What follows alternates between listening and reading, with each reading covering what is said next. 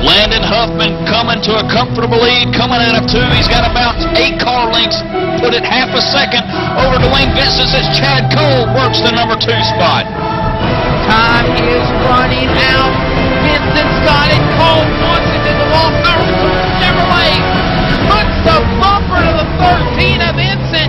Vincent not backing down. He's in second. You know, and we got 1 car on the bottom of the 10 cars. Hello, race fans, and welcome to ETV's live coverage of the Real Sim Racing Full Throttle Cup Series. Tonight, Talladega Super Speedway set for 88 laps.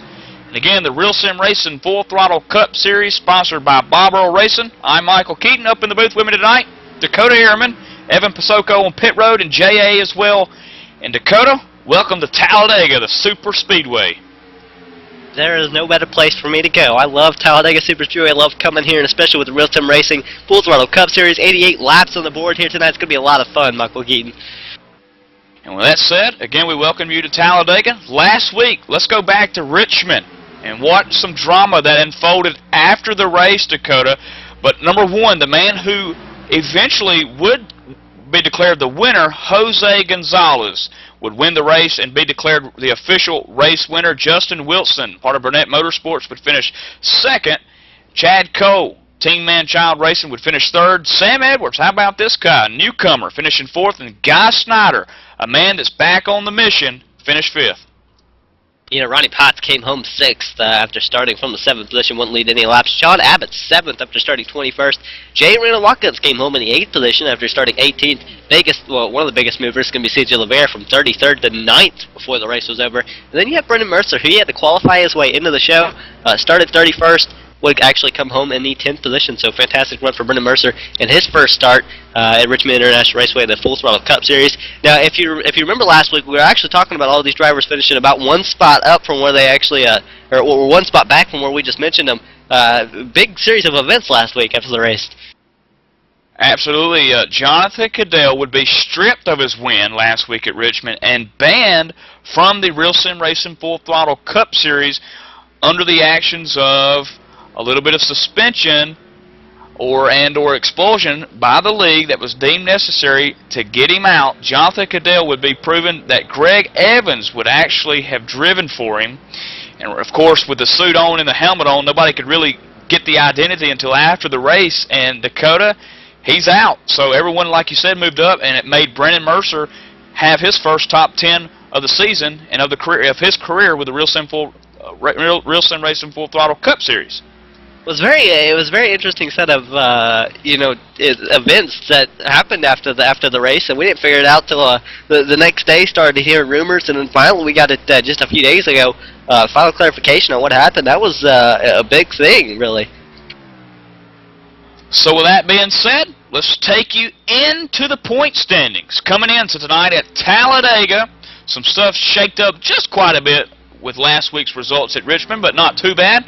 But the man still out front in points to Wayne Vincent by 20 to Chad Cole, who sits second. John Abbott climbed the board a little bit. He'll sit third in the points, just 67 back. And about 5 back from him sits Guy Snyder. I told you, the man on a mission so far. He's got to keep the momentum. He's got 3 top 5s looking for that win. I believe tonight he could get it at Dega. C.J. Levere rounding out the top 5 in points. He's 8 back from Levere and 79 back from Vincent. There are only 3 guys with wins in the top 10 in points. The top 2 would have 6 and 5. The third place guy, the third highest guy with a win, will be 6th. That's Rich Jett. He actually scored that win, I want to say probably about Martinsville. Ronnie Potts currently sitting 7th, 93 out, 1 point behind Rich Jett. Justin Wilson 8th. He's 119 out of the lead. Glenn Campbell 125 out, and Mike King running out the top 10, 126 out. These points will reset when we come to the chase mark, or when things start to get reset for the chase, which is coming up. And I do want to mention 6th and 7th, really close battle. I mean, 1 point between them, and also 9th and 10th. Not much of a points difference there. 1 point between them as well. That's going Campbell, Mike King, 9th, 10th. And now is qualifying underway here at Talladega Super Speedway. A couple of guys already out making the rounds. Let's talk about the track facts, where we're at. Talladega Super Speedway, of course, the biggest of them all, over 2.5 miles long, Dakota. You can hear the cars as they screech by in turns out of turns 4 through the tri-oval into turn 1, but after that, you can't hear a pin drop. Again, Talladega's capacity 175,000 fans. Broke ground 1968, opened in the year after that. $4 million construction cost. Of course, asphalt surface. And let's talk about the turns here at Dega. Banking, turns 1 and 2, 33 degrees. Turn 3, a little bit less than turns 1 and 2, 32.4 degrees. And of course, turn 4 alters a different degree as well, 32.5. And of course, the tri-oval, no stranger to degrees as well, 16.5 banking on the tri-oval. And on the back stretch, you've still got some banking, 3 degrees. So all the way around this racetrack, 2.5 or about 2.66 miles, you're banking that car all the way around, Dakota. And not only that, nearly about 197 to 200 miles an hour in the tandem drafts here tonight at Dega. And I'll tell you what, when you talk about calamity corners at any track we go to, George Wood generally providing us this information. I'll tell you what, there's one word he put for Talladega Superspeedway and calamity corners. That is yes. And I mean, that describes it very well. Talladega full of the tandem. That's what we're going to see a lot of tonight. The tandem racing partners. You're going to have somebody else to go anywhere. And I think we know that. It can be really unsteady with these cars. It's definitely going to be an interesting race, and I think we're going to see a fantastic finish when it's all said and done. Of course, we are still in the countdown to green. Qualifying still underway. How about this? The two-man up front, Dwayne Vincent, Matthew Long in the 94, tied for the #1 spot, which Matthew Long would be second right now on the board, 49.780 for the both of those. But some comers tonight.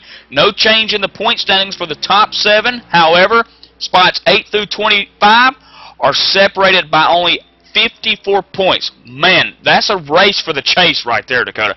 Justin Wilson did gain 6 points in the standings. He's now up to 8th. Guy Snyder had his first top 5 since Bristol last week. And one more thing about Justin Wilson, just to note, he is not a part of Burnett Motorsports anymore. Justin Wilson, I believe, currently looking for a team, or may have already found one early on here in Real Sim Racing Full Throttle Cup Series. But Rich Jett has been improving his finishes since 3 weeks ago, capping with a Richmond 16th place finish. You mentioned Rich Jett has 1 win already, Dakota. There's your comers tonight. I'll tell you what, the goers, different field. Doug Roth has now finished in the top 5 this season. Only has 1 top 10 so far in his 43 machine. Mike Montesi looks sharp with a win and a 4th and 7th place to start off the season, but has since slipped back with the consistent finishes and missing starts. And now on to Professor's picks. Hey, it's Talladega, and as you mentioned earlier, Dakota, anybody can win this race. And, of course, the Professor, Mr. Wood, saying he picks the pace car to pick up a bonus point and win the race tonight. Just a little bit of fun there. But tell you what, Dakota, Professor's got a little bit more pick. I tell you what, however, when you look at Daytona's top 7, it was Montesi, Abbott, Wilson, Snyder, Williams, Roth, and McBride. All of these drivers needed a solid finish or rebound at this point in the season. I mean, they've had a bad few last weeks, and it's time to start moving. The chase is approaching really quickly, rapidly at this point. It's time to go if you're going to make yourself a contender in the chase when they reset the points. So look to see them find their old teammates and old friends with a new drive package for Talladega and maybe get up to the front. And I guess, of course, this is race number 10. Next week is Darlington, race number 11. But we talked about the chase. Dakota, about 16 after tonight, 15 races away. They're going to reset them, I believe, at the 10 to go mark, around somewhere week 26, race 26, and they'll have the dash for the cash, basically, and for that Bob Earl Racing cockpit seat that all these guys are desperately trying to win. Landon Huffman won the 2012 championship, went home with the Bob Earl Racing cockpit seat. Tonight, we're going to see who can win Dega. We've looked at the comers. We've looked at the goers. We've also went through Professor's picks. And right now, 43 drivers here tonight at Talladega. 37 have qualified. The man who sits out front, the Black Dahlia, who's won almost every single race this season so far, 5 wins and 6 top 5s. Dwayne Vincent, fastest in qualifying right now, but Matthew Long has tied him, but is going to sit second currently, as we still have about 5 more drivers to queue, Dakota. Yeah, but only about 2 minutes remaining here, just about 45 seconds away from the national anthem. I can't wait to get back green flag racing here at Talladega Superspeedway. I love when these cars go around. It's going to be a lot of fun, Keaton. And real quick, want to point out tonight, subbing the 94 Eric Brundys. Matthew Long is subbing for Eric tonight. Rich Jett being subbed by Sean Casto. and the 4 of C.J. Lavere. John Higman Jr. are going to step into that Chevrolet for him tonight. And with that said, we're going to step away, take it down trackside to the Cactus Cuties for the National Anthem here live at ETV, powered by the HD Radio Network, and pay attention to the flyover. Oh, say, can you see by the dawn's early light what so proudly we hailed at the twilight's last gleaming, whose broad stripes and bright stars through the perilous fight o'er the ramparts we watched were so gallantly streaming, and the rocket's red glare, the bombs bursting in air, gave proof through the night that our flag was still there. Oh, say does that star-spangled banner yet wave o'er the land of the free and the home of the brave.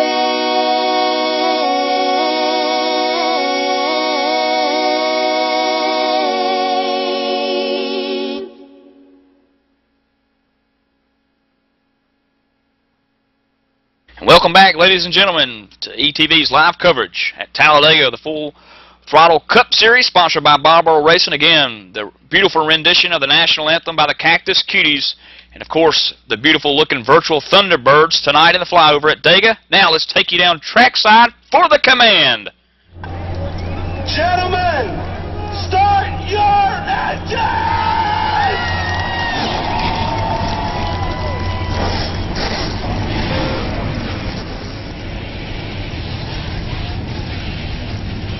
Row number 1 starting from the pole tonight. Tied with the time, though. Matthew Long on the outside, but the man who's going to start first, Dwayne Vincent. And I'll tell you what, making up row number 2 is going to be that 58 machine of Justin Wilson on his outside. That 26 car. That's the guy that won last week officially now, Jose Gonzalez. Row 3, the 20 of Mike Montesi. Last week's top 10 finisher, Brandon Mercer, going to roll off 6th.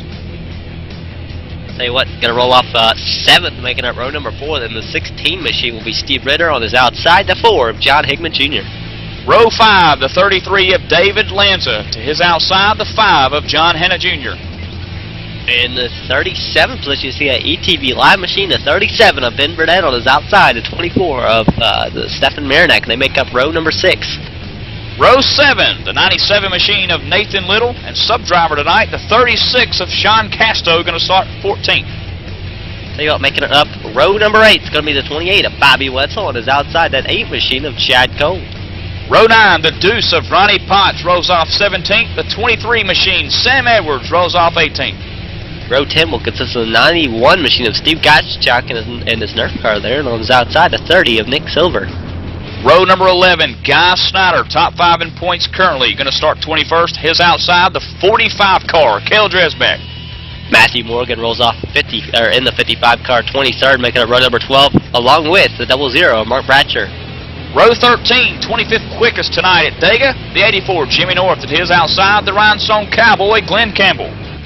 Row 14 will be Steve Almendo and his 81 machine, and the 28th position car will be the 21 of Matt Lacrosse.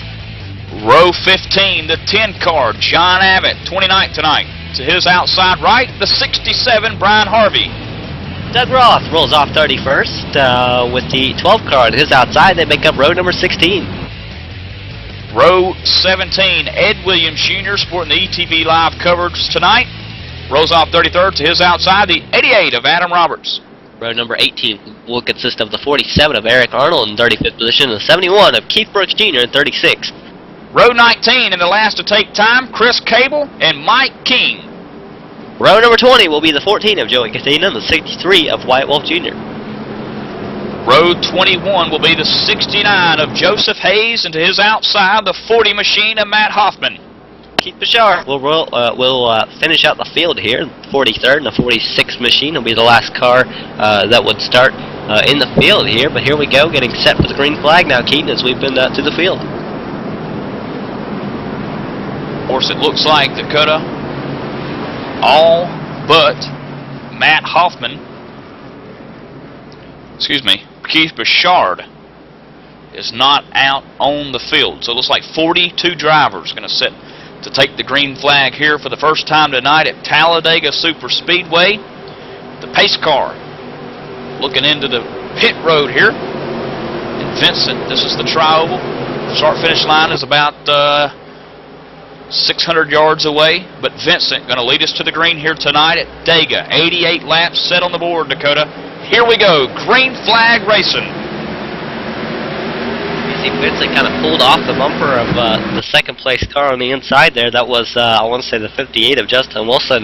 Wilson's not really getting to his bumper immediately. Here comes the, I do believe, 94, looking like he can get to the inside. He's not going quite yet, though. 94 kind of pulling back to Jose Gonzalez. Never mind, he comes down to the 20 of Mike Montesi. And this is where you got to find a drafting partner and got to get one quick, Dakota. We already see here in 5th position, Jose Gonzalez. Nobody to dance with. He's got 2 up in front of him that's tandem up. Behind him, Brennan Mercer, Steve Ritter starting to tandem themselves up if they can. Behind them, Lanza, John Hanna Jr. teamed up. So Jose Gonzalez stuck here, and he needs a help fast. Currently, right now, it takes a drafting partner to do anything at Talladega Super Speedway, any Super Speedway with the current draft model we have. Jose Gonzalez, Thursday night, the Real Sim Racing Asphalt Assault Series, actually started from pit road. I want to say he nearly won the thing, was caught up in an incident towards the end of the race.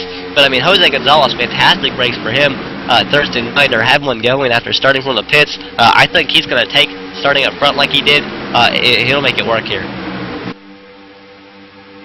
Back here in 22nd position already, we got some side-by-side racing. The 55 of Matthew Morgan leading that 00 of Mark Bratcher. Now 3 wide into turn 3. A little bit of 3 wide early action here as the 97 gets stuck in the middle. That's Nathan Little. He's without a dancing partner. To the outside is going to be the 36 of Sean Casto and the 30 of Nick Silver as they separate, coming off 4, and they're single file in front of them. Yeah, you see Casto come back up. He's swinging it right in front of the 30 now. 30 car is going to stay on his bumper. 30 car could be a little hot. I think it's a little early to be a little hot, but he might be all right. He's now back to the bumper of the 36 machine. And this is again back here for about 22nd position. See the outside lane is actually falling back to 97 of Nathan Little, who's carrying himself on the inside all by himself. Glenn Campbell coming up behind him. He's partnerless, so these two might get together and work at it. How about Jimmy North back there, 25th? Having a pretty good run going here, just kind of single file riding in a line here.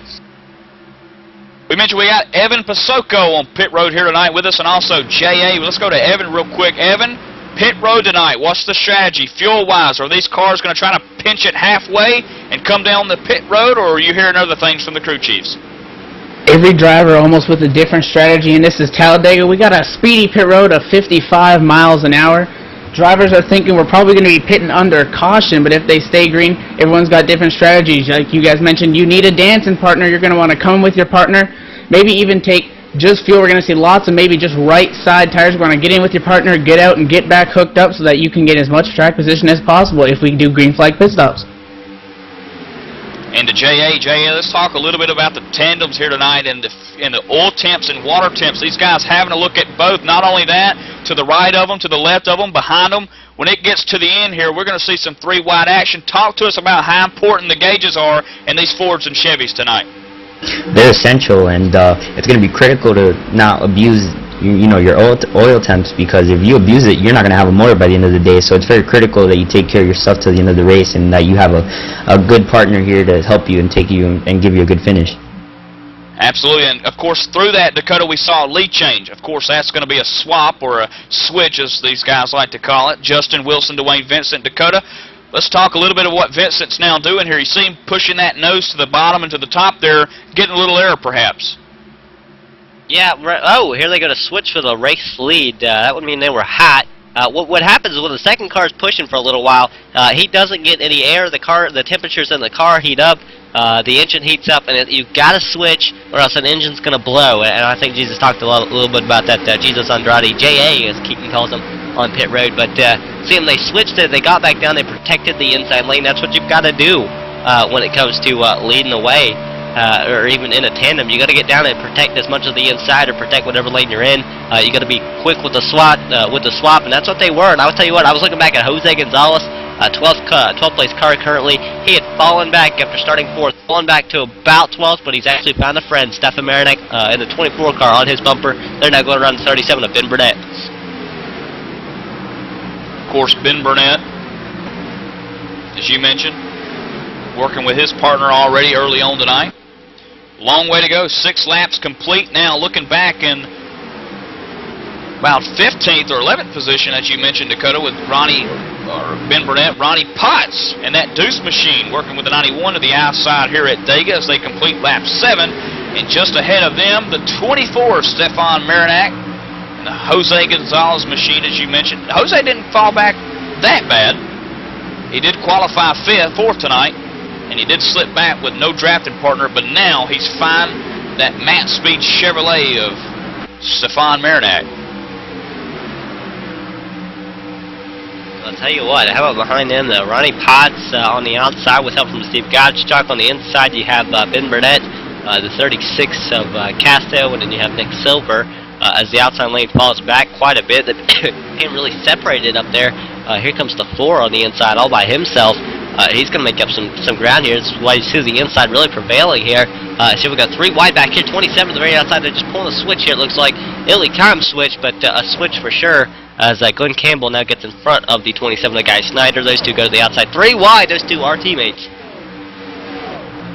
Hearing a lot of blinking gauges right now on the racetrack. The 13, Dwayne Vincent, that's the points leader, also race leader. The 58 reporting that their gauges are blinking. They've had to swap several times, Dakota, and that's allowed the second pack here, I guess you could call them 5th, 6th, and 7th, and 8th back here to gain a little bit of momentum.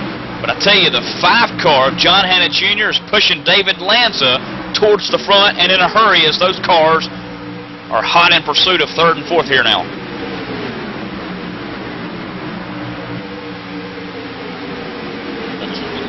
And there they go, as it looks like Chad Cole and Bobby Wetzel taking over 3rd and 4th.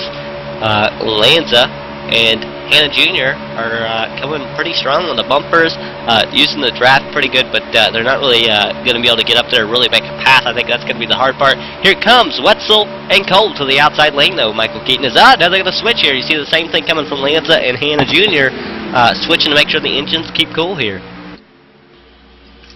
Yeah, what you'll see a lot of the times, Dakota, like I've seen here at Dega and Daytona a little bit before, is when someone in front of you swaps, you try to do the exact same thing and mimic what they're doing. That way you know that you can keep up with them. Instead of trying to do it at different times, you both do it at the same time. You don't run into the back of nobody. You can both kind of be patient about that. But back here, 17th place, it looks like 43 cars. Someone's got a dancing partner, but one person does not, and that's going to be the 45 machine of Kel Dresbach, who is in 17th place and falling quickly, Dakota.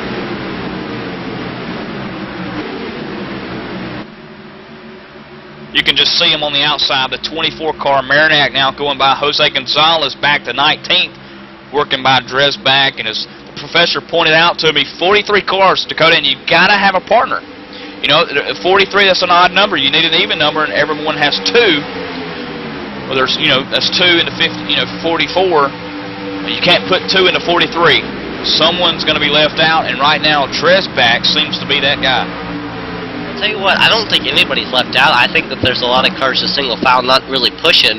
Actually, we might have somebody left out. Nathan Little is 4 laps down, but he's a 42nd place car. We had no 43rd place car. They showed up to race. Maybe accidentally didn't actually want to race or something, I don't know, but Nathan Little was the 42nd place car, the last place car on the track, and he's 4 laps down now and out as we have battle for the lead. Chad Cole took it away for a little bit, Dakota, going into turn 3, but the man on the outside, the Pac-Man Chevrolet 58, Justin Wilson, and the Black Dahlia of Dwayne Vincent going to control the lead here tonight at Dega still as we complete lap 12. And the Chad Cole 8 machine and 28 Havoline car of Bobby Wetzel is going to have to rebound and take another look at it.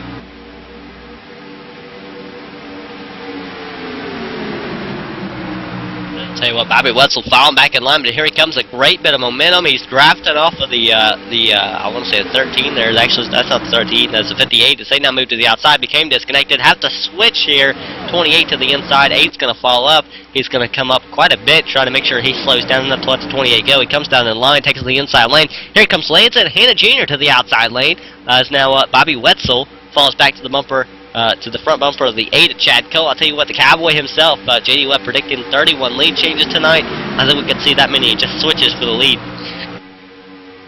Yeah, absolutely. We've already seen the 58 machine and the 13 car, Dwayne Vincent, switch for about 6 times already tonight. So now you got the 28 Bobby Wetzel, Chad Cole now going to look to the high side, but Lanza's there, going to have to slam the door for the lead here. Lanza, the 5 of Hannah Jr., as you mentioned, has some speed coming in turn 3 here at Dega. Now they'll switch in turn 3. I tell you what, Chad Cole is probably looking up there right now, not very happy with them. I mean, they didn't let him. They didn't really let him move up, but I mean, there was not much they could do there. But then they switched. So, you know, that's going to be irritating from a driver's point of view. You see the Chad Cole, 8 and the 8 of Chad Cole, now back on the bumper of the 28, giving them a big push. They're now going to run down the leaders again, as now Hannah Jr. and David Lanza are working the outside lane. Watch for Bobby Wetzel to maybe switch here just this corner or next. They've been pushing for quite a while now. You know, what we've seen here, Dakota, early on at Dega is a lot of give and take. You know, giving lanes to people being respectful, being careful.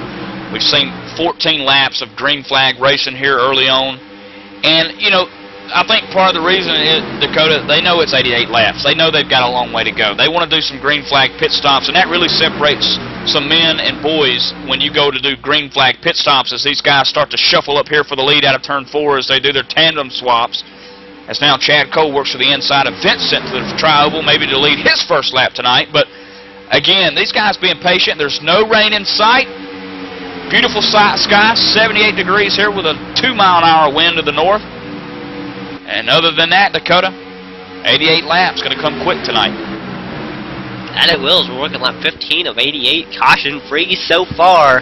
Hannah Jr. and David Lanza following 3rd and 4th place car on the inside. At least on the inside, but then you have David Lanza, Justin Wilson hanging strong on the outside lane. Were the leaders before they had to switch. Chad Cole shoved it underneath them. The 28 was able to get back to the bumper of Cole. They were able to take over the lead as they come around.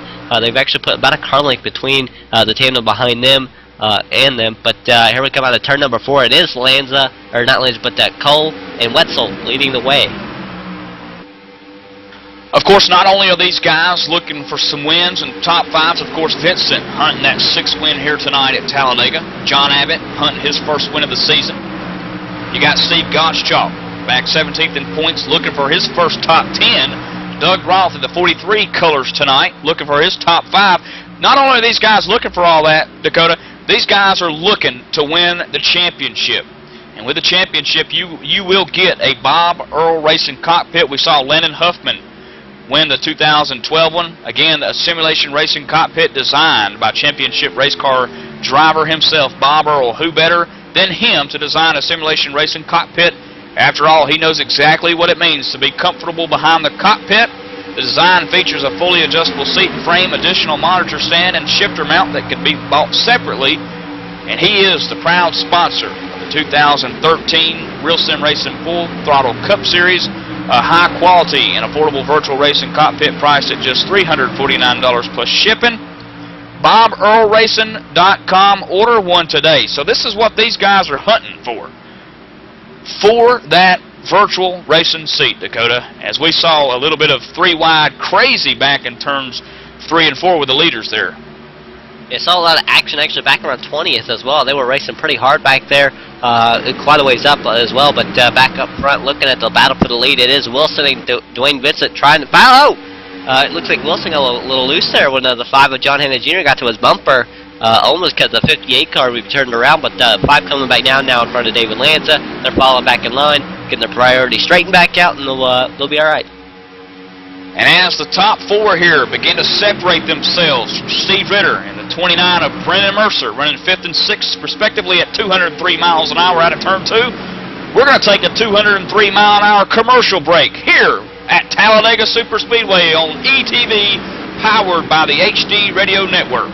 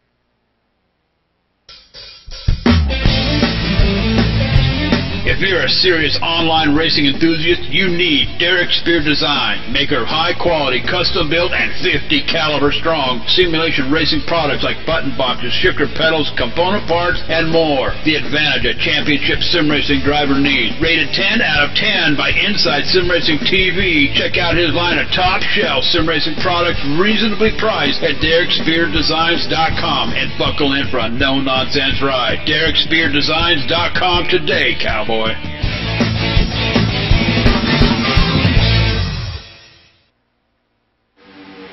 And welcome back, ladies and gentlemen, to Talladega Superspeedway, live here, ETV, powered by the HD Radio Network. Dakota Ehrman alongside with me. Dakota, 21 laps into the race, still green flag racing. And the 4 front guys being Vincent, Wilson, John Hanna Jr., and Lanza have started to separate themselves as Ritter now joins that pack, and Brendan Mercer. But behind them in 7th, they're about 3 seconds behind them, and we're still green flag racing. I don't know about 3 seconds, more like 1.3 seconds back is Chad Cole. He's sitting in the 8th position. You look right in front of him.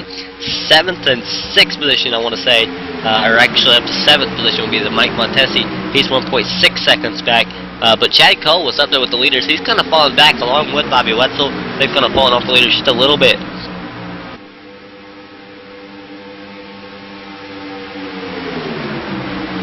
Back here, 17th position now, Dakota. Things starting to heat up as Ben Burnett in the 37 ETV Live white color scheme tonight, looking 3 wide with a 4 of C.J. Levere behind him. Oh, that's John Higman Jr., excuse me. He's subbing for C.J. Levere tonight as they now separate and go single file, but that's a big pack racing right there. That's the old school Talladega pack racing. That is. I mean, you see a little bit of bumper action. The inside, you see the 00 all over the 45 lane, just up there a little bit. But you know, tandem is in effect. But I think we're seeing a lot more pack racing than what was expected here tonight, especially with the fact that these guys can ride in a line if they need to, and just play it out and actually make up pretty good time. Yeah, and of course, you know, by no means is this really the old school drafting or the door banging 3 wide action that we'll see for 40 laps at Dega like we used to, Dakota. With his new tandem packages, you can just see right there. Oh, Big Rick! There it is. There it is. 00 on the apron. We're here in the 69 car involved. Ben Burnett, the 37, 24. 81 machine, Matt Lacrosse involved. 45 Dresbach flipping end over end out of turn 4. And the big one early on, 23 laps into it, Ronnie Potts collected. The 97 machine collected. Folks, this is a big wreck, and it's going to take a minute or two to get this one back green, as these cars have been destroyed at Dega out of turns 3 and 4.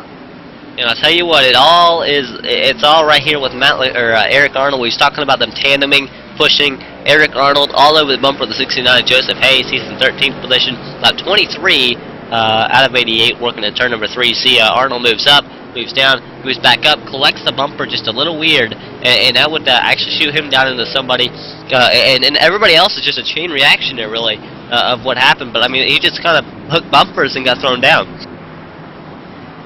And you're going to see the 45 when we get this, here it is up on the E-line here. You'll see that 45 go right into the front.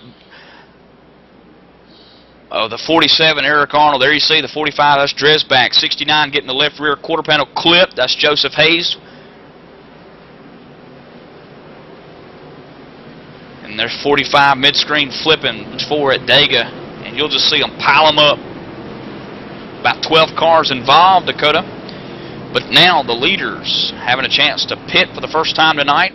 They're going to stop right there in front of Evan Pasoko. Down on pit road, Vincent, the leader. 55-mile-an-hour pit speed into you.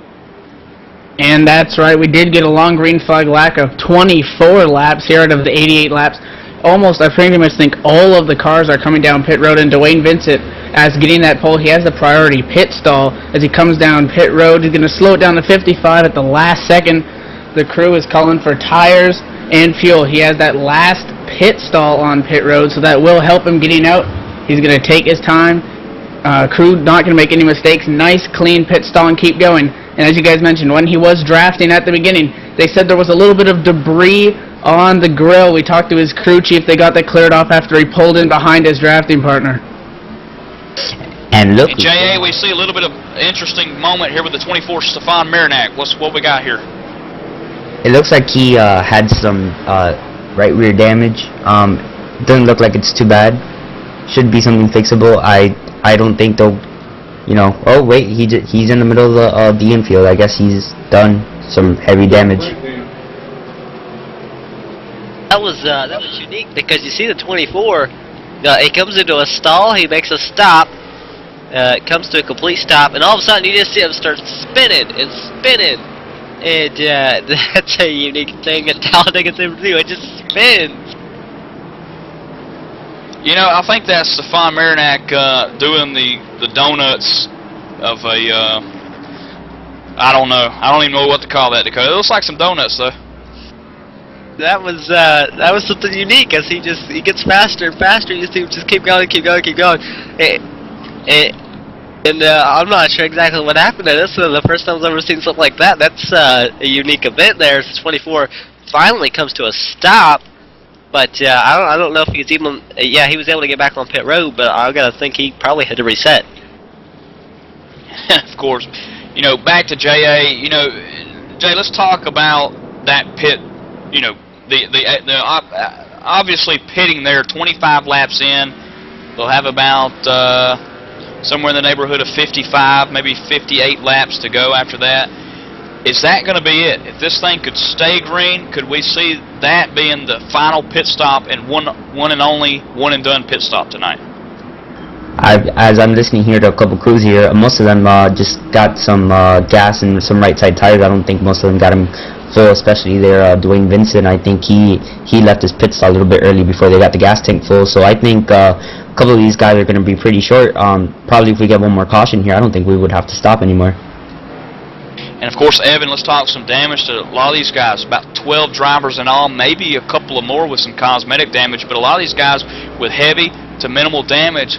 And let's talk damage at Dega. Even the slightest crinkle can slow them down. That's right, and even if you don't see any visual damage on the race car, the toe could be knocked out. And when these guys are going 200 miles an hour around all the time, constant banking, that can really throw off a driver. So aero is extremely important at Talladega, so if we have cautions, you may see those drivers continuously coming in, getting a little bit of damage, come back out, stay ahead of the pace car, trying to get it as repaired as possible and salvage as good of a finish as they can, because this Talladega, you can be hanging out 10th and win the race on the last lap. I'll tell you what, guys, there was one thing that came to my mind when we saw the 24 going round and around. Radio time. We had to get him on the radio. Stefan Marinak actually joined us up here on the radio. Stefan, man, did you enjoy your ride there?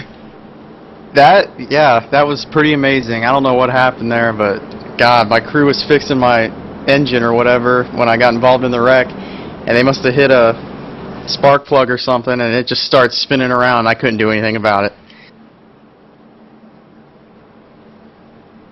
And Stefan, man, did you get the damage fixed first off?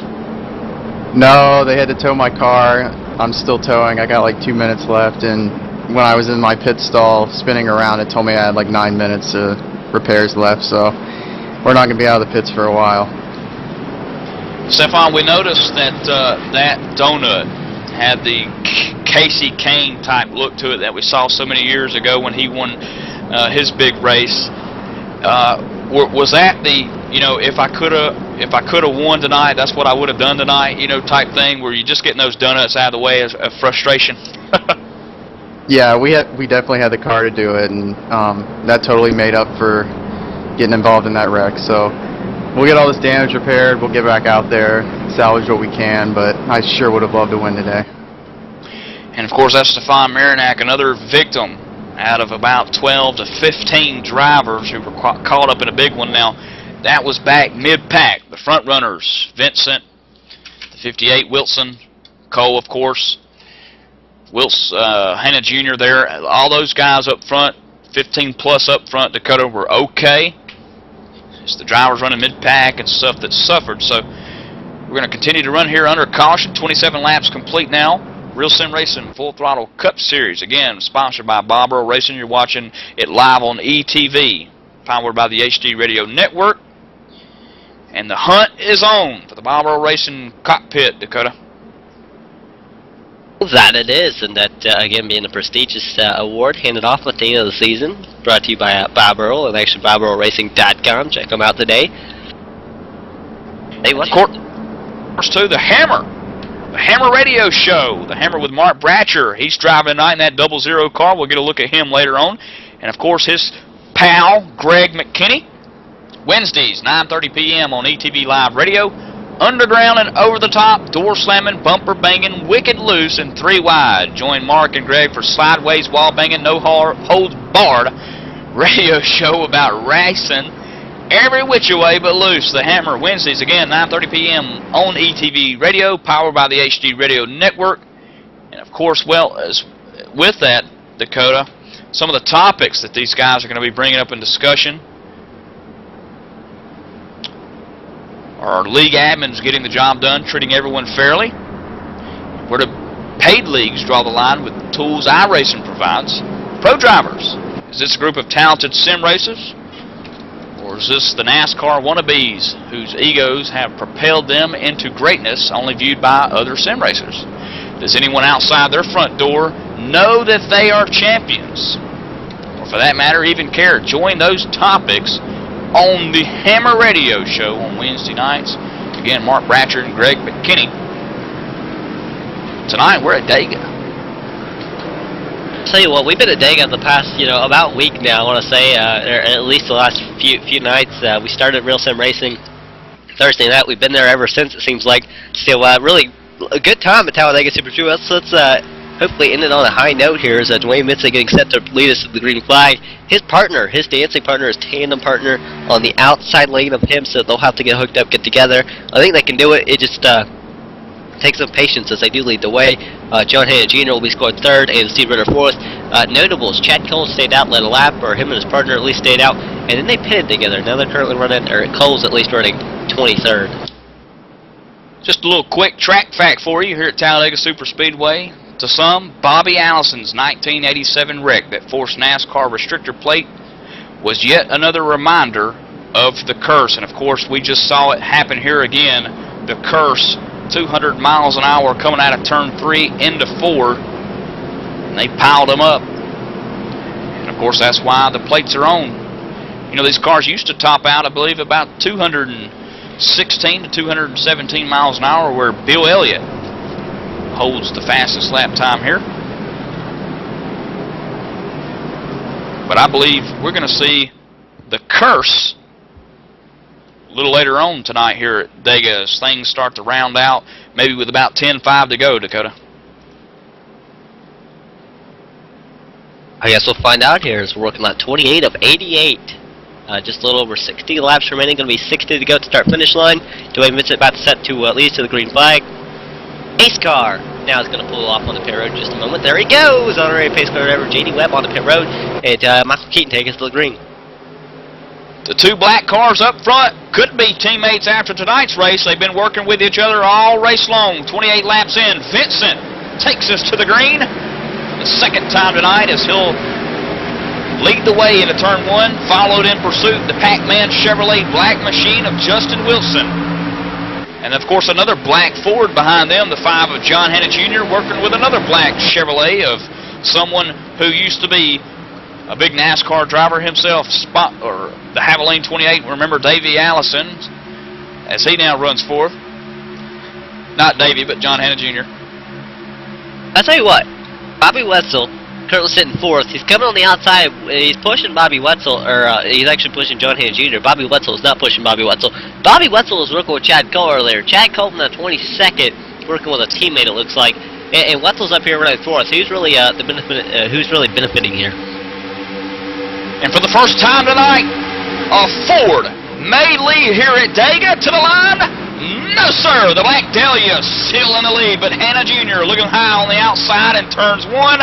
He's going to have a lot more steam to get by him out of turn two, Dakota, as it already looks like he's losing ground. He's got Chevy power underneath him, but he also has Chevy power behind him. What they've got to do here is make sure they work the draft to their advantage, make sure they use as much side draft as they can, maybe finish down. See, they're giving plenty of room here. You got to be careful. Make sure you don't make contact with another car accidentally. They're doing a pretty good job here of just keeping room and trying to make it work on the outside lane. There you see the John Wesling gyro cam, what it looks like to go up high with these 33-degree bankings at Talladega as Bobby Wetzel works in the fourth position. On back here in about ninth position, Sean Casto subbing here tonight for Rich Jett, who's won one race already. He's working with a 30 machine of Nick Silver. Underneath him, Mike Montesi, and the 20 machine in the 34 Snickers Ford of Matthew Long. Matthew, of course, started second tonight at Dega, and he is now working himself into the ninth spot. Yeah, but he's working with Mike Montesi. Cannot mention him. Can't not mention him. How about David Lanza behind them, Glenn Campbell, and they're working together on the outside lane. Guy Snyder, Chad Cole coming up to the field pretty quickly. Those two, the 8 and the 27, after starting back about 22nd earlier. Highly notable. Nick Silver up there, he's pushing all over the bumper of the, or he's getting pushed actually by the, looks like, I want to say it's, it doesn't look like, it's Sean Casto and Nick Silver working together. Casto 9th, Silver 10th. Looking back here, Dakota, mid-pack, 21st position, Douglas White. In the 12 machine being pushed by the 26 Jose Gonzalez. Look on the high side now, coming with Doug Rolfe, John Abbott. Going to push a little bit of two-wide action in turn 3 here with his Nesquik Chevrolet. He's also got Brian Harvey in the 67 purple carb underneath them. Look at them, they're working that high side bank at Dega. Out of turn 4, that's for 21st position. Takes consistency being smooth on the bumper of the car in front of you, and I think you're seeing that kind of struggling there on the outside. You see them coming apart quite a bit. That's what you might see from guys that aren't used to working together maybe, and that's what you can be seeing from Douglas White, Jose Gonzalez. They're kind of struggling on that outside lane. I mean, they kind of struggled to get by the lone car of the 55 by himself. It was Matthew Morgan on the inside. And now Morgan has help from the 67 of Brian Harvey. But you've got to be really smooth, and that's what we're seeing a lot of guys have a little bit of problems with. Really. This Generation 6 car can be really rough and really hard to control in that way. And I think guys are still adjusting to super speedways. Remember, we did start the season with the old Gen 6 or the Gen 5 car, as we're now 3 wide. As Doug Roth now slips back a spot on the end, and he'll go back down the middle, which is actually now the outside lane, and we're back to 2 wide racing. And of course you saw that free wide action from the roof cam of the number 10 machine of John Abbott there. You can just see how quick it can unfold in front of you, and you saw it within about half of a second to maybe a second. John Abbott was 3 wide, and then he was 2 wide, and then he was single wide, and now he's tandem up again with the 43 Stroker Races machine of Doug Roth. Now, John Abbott in the points currently in the Full Throttle Cup Series, sitting in 3rd. Doug Roth, teammate, 15th in the points. Doug Roth looking for his first top 5, Dakota. And, of course, John Abbott, no stranger, we're looking for a win here tonight at Dega, 67 back from Vincent. And he's got to get a win to climb into the battle seat to take it away from the Dahlia of Vincent. But meanwhile, they're still racing at Dega. Green flag, 35 in. 35 of 88 laps complete on the board. I'll tell you what, Justin Wilson and Wayne Vincent leading. They pulled away by just a little bit. A few car lengths over Bobby Wetzel, John Hanna Jr. Looking back at the battle for 5th position, you see Brennan Mercer on the inside with help from Steve Ritter. On the outside, though, Matthew Long and Mike Montesi, 20 car and 94 car working together. They're trying to make it work. They're not working there. They're falling back to the 2 Chevys on the inside. It's a 29-16 will prevail. You'll see that the 20 falls down on the inside, has to check up, give room to the 94, and now they fall back in line on the inside lane and set their sights on the race leaders. Now, of course, let's talk about this duo right here, Dakota. The 16 of Steve Ritter, the CarMax Chevrolet, pushing the Gary Mercer Trucking Chevrolet of Brennan Mercer into turns 2 here. But guess what? Ritter's teammate, Vincent, is leading the race. So the question is, if Ritter can get up to Vincent, will we see those guys separate and team up with each other? Or will Ritter stick with Mercer, who he's stuck with all race long as he works the high side out of turn 3 into 4 on the 4th place guy, John Hanna Jr.? I tell you what, they just pull off the switch. Oh, caution is out. Wonder where that's from. And I'm looking back to the field. Oh, I found it. Glenn Campbell involved, 12th position car. Yeah, he's going to be a start of the wreck, actually. Lap 36, broken through 3 and 4. I want to say he's a start position 12.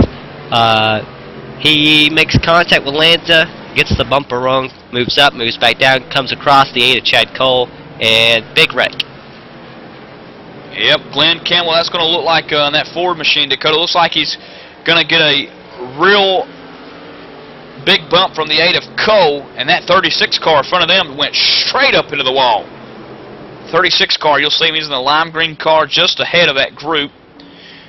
There you see Rhinestone go up, come back down, Cole in that second groove, nothing he can do, and then the 44 will clip the right rear quarter panel of that 36 machine and send it directly into the high banks here at Talladega. That's Sean Casto subbing for Rich Jet tonight, and his day could be done, and she'll see the roof flaps and the hood flaps come up on all those Fords and Chevys there in turn 4.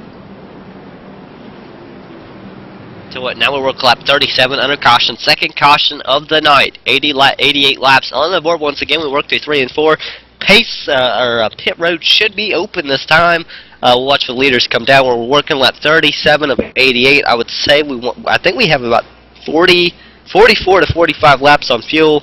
Generally that varies because we do have a new car, so it's kind of hard to say. But we could be close to making it on fuel from here. I think you might see a lot of guys stay out, though, and we do. A lot of guys staying out, but I have a feeling a few guys will come down pit road more towards the back to fix damage. But leading the way down pit road, Bobby Wetzel and John Hanna Jr., 28 in the 5 car, was 3rd last time across the start-finish line. Will not be there this time as he comes into Evan Pasoko. And he's coming in. He was a 3rd position car. They're going to come in, hopefully for their last pit stop. Puts left side tires on, and Wetzel out of pit road quickly. Tires on left sides. So good move by them 3rd, as they're going to be a race off pit road with the number 5 machine of John Hanna Jr. is going to beat him off pit road. So a little bit faster pit stop for that race team. They're just coming in, hopefully making their last stop. So crew chiefs were talking, and they're saying if we make our stop now and the leaders come in later, it's going to put us up to the front. So maybe that's a little bit of strategy there, trying to stay back, avoid maybe another wreck, as that seems we had 2 big wrecks, and like I said, one mistake can cause a huge accident. So they're dropping to the back, and they're hoping to move up next time when the leaders pit. And Jesus Andrade, looks like Chad Cole came down. He's now scored 30th across the line now. He's just now leaving pit road. 4 tires and fuel And actually here Jesus Andrade having mic problems on pit road, so probably run to get more batteries. But I'll tell you what, I wonder what happened with Chad Cole. I mean, he did come down, he took 4 tires of fuel, lost a lot of spots. He might have got the damage fixed on that machine. I kind of wonder, we might want to check in on that. And 11 drivers did stay out. As Matt Long in the booth with us. Matt started in the front row, 94 car tonight. And then yes, sir. You took a turn for the worse, perhaps?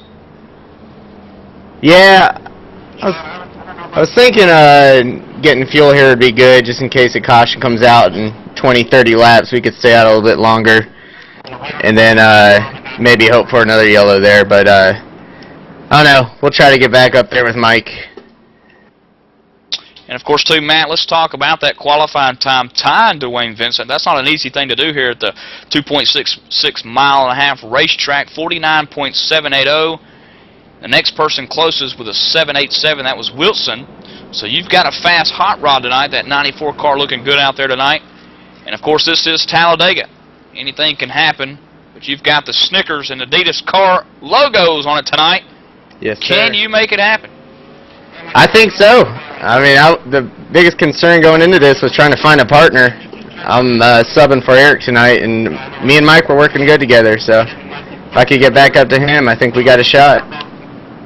Well, there you have it, folks. The 15th, or now 14th place running car. Matthew Long going to have to start on the outside here unless someone in front of him pits. Now, keep in mind, 11 drivers in front of him did come down pit road, so he will have the fresh gear and of course, all the fuel to make it. Now it's just going to be a matter of if Mark Bradger, Scott Shaw, Montesi, Ritter, some of these guys up front who stayed out, if they have enough fuel to make it, Dakota. And I think that we've went through the calculators twice, and they've got the fuel to make it. But do they have the patience? I don't know that you can actually have the fuel. I mean, it's a close call to have the fuel from here to make it. That's close. I mean, you got to go several laps. We still have, about 40, over 40 laps to go. Generally 44 to 48 laps on the fuel. I do want to say that's what I remember seeing when I was walking down pit road before the race, talking to some crew chiefs and drivers. I mean, you're only on the notepads. They had 44 to 48 laps. I don't know that we'll see people making it this far. This is quite a bit to make it. Remember, they haven't pitted in a few laps. They do have a caution though that will help them save a little bit of fuel. I'm sure you hear them clutching under the pace laps here. Gonna be close. 20 lead changes so far. 39 laps complete. Dakota, it is going to be close, and in fact, we may go green at the halfway point, maybe a little bit before. They are going to complete lap 40 here. They may get the 2 to go, which means they'll go green at 42. And of course, at this time, I'm going to do the run through the top 10 in the points and where they run on the racetrack. Well, you guessed it, Dwayne Vincent, the man who's out front in points with 2 poles already, make it 3 after tonight, and a possible 6th win tonight as well. He sits first currently. Chad Cole, who was caught up in last accident under the last caution, 2nd in points. Cole came down pit road. He may have the damage fixed, but he's found himself into the double-digit world in 33rd position. John Abbott stayed out. The next quick Chevrolet looks fast with Doug Roth. He's got his teammate there right in front of him. He's in 8th. Guy Snyder looking for a top 5 tonight. He's holding his ground in the top 5 in points. He's 4th, currently on the racetrack now, 18th. C.J. LeVere getting subbed tonight. His sub is John Higman Jr. We saw John Higman Jr. go down earlier, but he's got the damage fixed, Dakota, but he's got a long way ahead of him. He's in 27th position currently. Then we'll go to Rich Jett, who's also being subbed for tonight by Sean Casto. We saw Sean Casto take a wild spin out of turn 4 earlier. Casto's 3 laps down. Maybe a rough night for him. In points, Ronnie Potts, the Deuce, currently on the racetrack, being shown in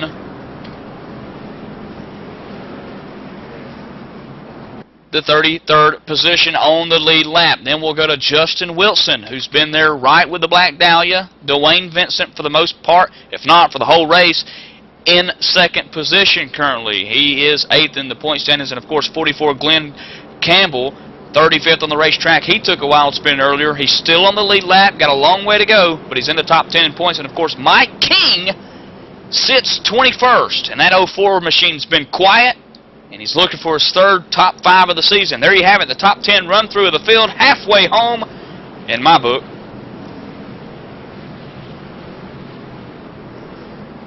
I tell you what, it might be halfway home in your book, but not mine. I think we still have about 4 laps to go to that point. We take the green flag, but I'll tell you what, going to be side by side, door to door. We take the green flag. You see, again, partners will be on the outside of each other. They're going to have to hurry up to get back in line with each other. Things have been shaken up. Some partners have changed. How about Dwayne Vincent and the 16 of Steve Ritter? I believe they're teammates, and then they're going to be lined up, nose to tail. That could be interesting. And the pace car dives, and Dwayne Vincent will take us to the green flag here, Keaton. Absolutely. It was just a matter of time before I thought that they would get together, and here they are on the restart here. Vincent in the 58 high side. Green flag racing for the 3rd time tonight. 41 laps onto the books. Montesi slips into 3rd spot underneath the 58 as they go into turn 1 here. So the 58 of Wilson going to have to look for a partner and look for one quick as the door starts to be shoved into turn 2 there. Looked like the 20, Mike Montesi, may have led up there. I would say he had to get somebody on his bumper, or else he knew he'd be in trouble. And I'll tell you what, Wilson, they're going to be that lone guy out there. He's not going to have a partner here quite yet. We look back and we watch Wilson. He now jumps in line behind those cars. He'll be 5th car on the track. Mark Bratch will be the next car without a partner. But, I mean, he's losing a lot of time to Wilson. Wilson is definitely going to lose a lot of spots here, I think, if he cannot get another partner or if he doesn't drive back to Bratcher in a hurry. Britt Bratcher back here in 6th spot. Now he's fallen back to 7th, now 8th. He's got to get to him in a hurry. You're right, Mark Bratcher without a teammate. Justin Wilson without a teammate. If those guys can hook up, then they'll be fine. But now you'll just see them trash the high side here, the tandems at Dega. John Abbott in 6th going by. Doug Roth now going by. Brennan Mercer now hooked up with the 94 Matthew Long, who we just talked to on the radio. And now look back in 12th. The ETV Chevrolet Ed Williams Jr. 3 wide down the backstretch into turn 2. He's got the 30 hooked up on the back bumper. And that's Nick Silver. Silver hanging on to his bumper strong there. That's what you got to do. You got to hang on, and he's doing just that. And he kind of, he's still on the bumper there. As you see the 5 of John Hanna Jr., the Bobby Wetzel with the 28 machine. They kind of fell off each other. And that'll allow the 30 car to sneak away here with the 65. They now move to the outside of what I do believe is, I want to say Justin Wilson, maybe falling back that far. Yeah, that is Justin Wilson on the inside there in his 58 machine. There you see John Hanna Jr., Bobby Wetzel maybe looking to the middle lane. They're going to stay down on the inside and maybe move up to the middle and maybe push it 3 wide. I think we're going to see, there they go, 3 wide up the middle. And they're actually going to be 2 wide as the outside lane has been cleared. And it's interesting seeing Ed Williams Jr. up here running in the top 10 currently as Nick Silver now takes over that spot to do the tandem swap here at Dega in turns 3 and 4. Ed Williams Jr. showing a little bit of racing tonight. He's looking for the top 10 of his season so far. And now he's stuck on the high side, Dakota, where you don't want to be without a partner, as you'll see Guy Snyder in the 27 car slip through there, 3 wide down the front stretch into turn 1. And man, it's close. If you guys got the apron, he shot up the track. He's already coming back down to the middle lane.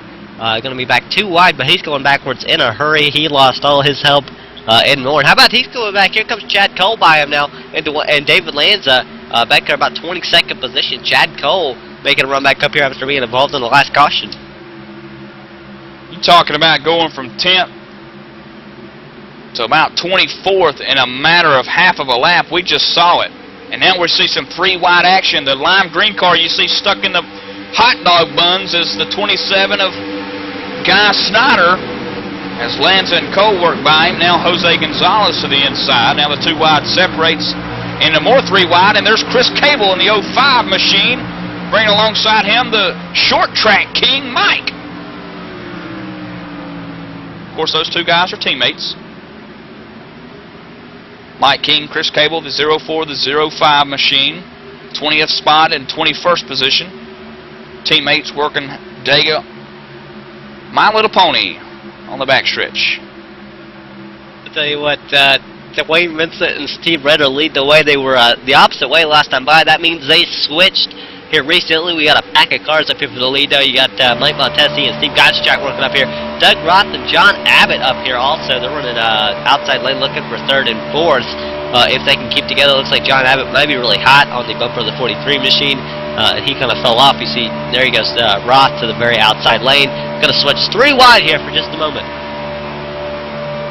Of course, HD Radio Network, home of the ETV Live Radio. The HD Radio Network gives you a variety of stations to choose from, including Big 80s Metal, all the HDR Classics, all HDR Country, and more. Take your pick and rock your brains out. HD Radio Network stations are featured on iTunes Radio, TuneIn Radio, and also listed in the Windows Media Guide. Listen today from hdradionetwork.com or take it with you on the go and get the mobile app from tunein.com. Single file racing at Talladega. You're watching ETV, powered by the HD Radio Network. We're going to step aside, take a quick commercial break, and be right back.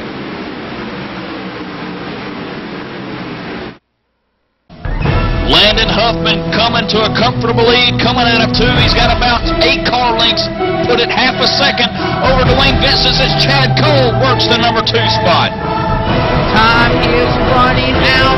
Vincent's got it. Cole wants it to the wall. Chevrolet puts the bumper to the 13 of Vincent. Vincent not backing down. He's in second. And when we got 1 car on the bottom, the 10 cars.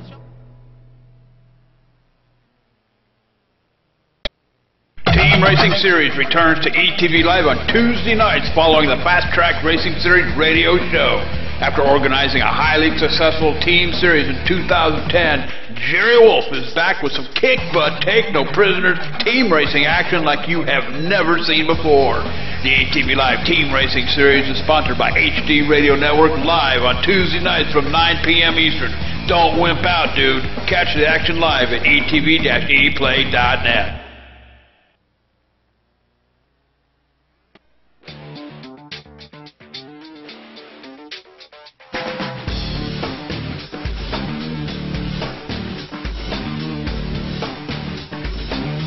Inside SimRacing.tv, the fastest show on the internet. Sim racing news and reviews since 2007, with new shows every week.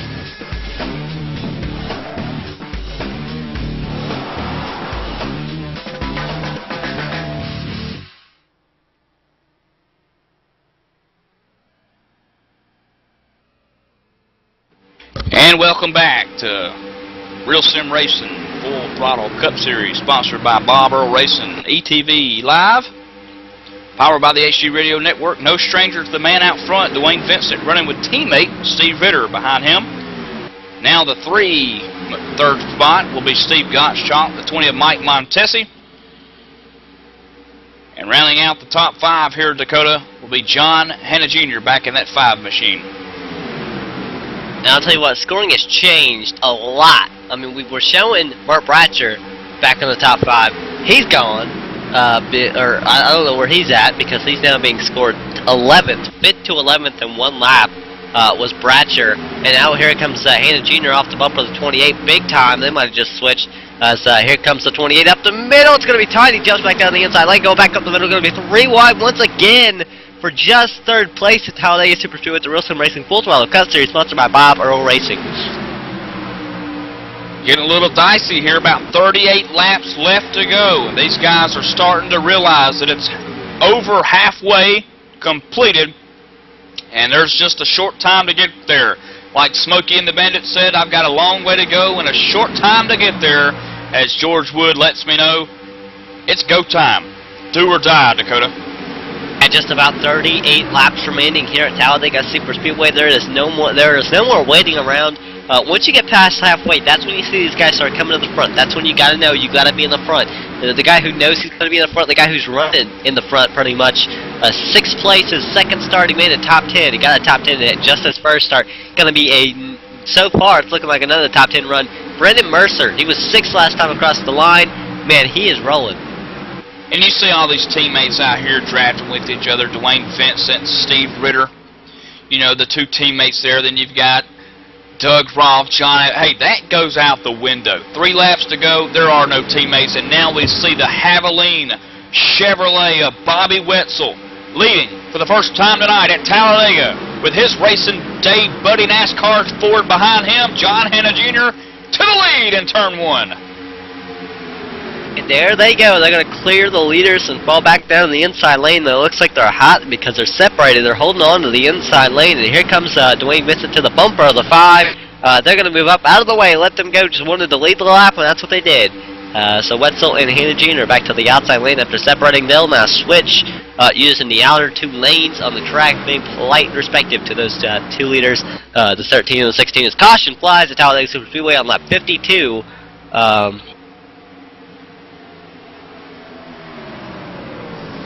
Caution, Dakota, 18th spot, the 26 machine in the 12th car, Douglas Wyatt. The 26 being Jose Gonzalez. And after that, those guys are going to come down the racetrack and clip 1/4 panel of the 63 of White Wolf Jr. But here you see it on the E-Line. It's just a matter of a little bit of a bump. There you see the 12 car behind Jose Gonzalez. Everything's fine and dandy right there. And you're going to see them coming to the corner here. And that's when it's going to break loose. And Chad Cole gets a bad end of that as well. He got the wall, got into the car hard. There'll be a lot of contact to the 8 machine. You see Lanza, the 33 machine. I believe he barely escapes, Dakota. But you mentioned Chad Cole going to take the end of the raw deal there. It looks like Lanza may have ended up saving that. I know you see him halfway sideways right there, but I think the apron helped him get it back on track. But the 12 car nonetheless and the 63 car nonetheless taking big heavy damage here. And of course, that's not very good. Evan Pasoko and J.O. that's on pit road. We've seen a lot of crew chiefs going to work tonight on these Chevys and Fords. But Evan, is this the last money lap pit stop, or will we see these guys stay out? Well, that's what the drivers are thinking. They're thinking this is, and they're hoping that this will be the last caution, especially your leader, Dwayne Vincent. He's been up front all day. He's bringing his number 13 Chevrolet down pit road. If they fill her up here, they'll be ready to rock and roll with just over 38, or not 38, sorry, 38 laps or so. Dwayne Vincent comes out into his end pit stall here. He's going to get the gas, man. They're pouring as much gas in it. They got to fill her up as he's going to come. No damage repairs for number 13 and no tires. He's going to leave pit road. Almost gets beat. He might have, the 29 almost beat him off pit road. I think he might have.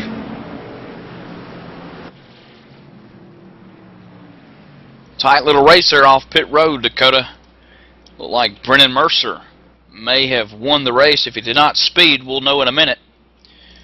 Looks like so far Brennan able to stay in front of him. Any exciting news down on pit road with you, J.A.?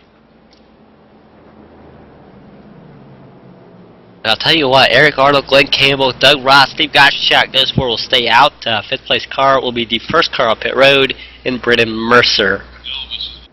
And of course, J.A. is also known sometimes as Dakota. I like to give old Dakota a little J.A. there every now and then.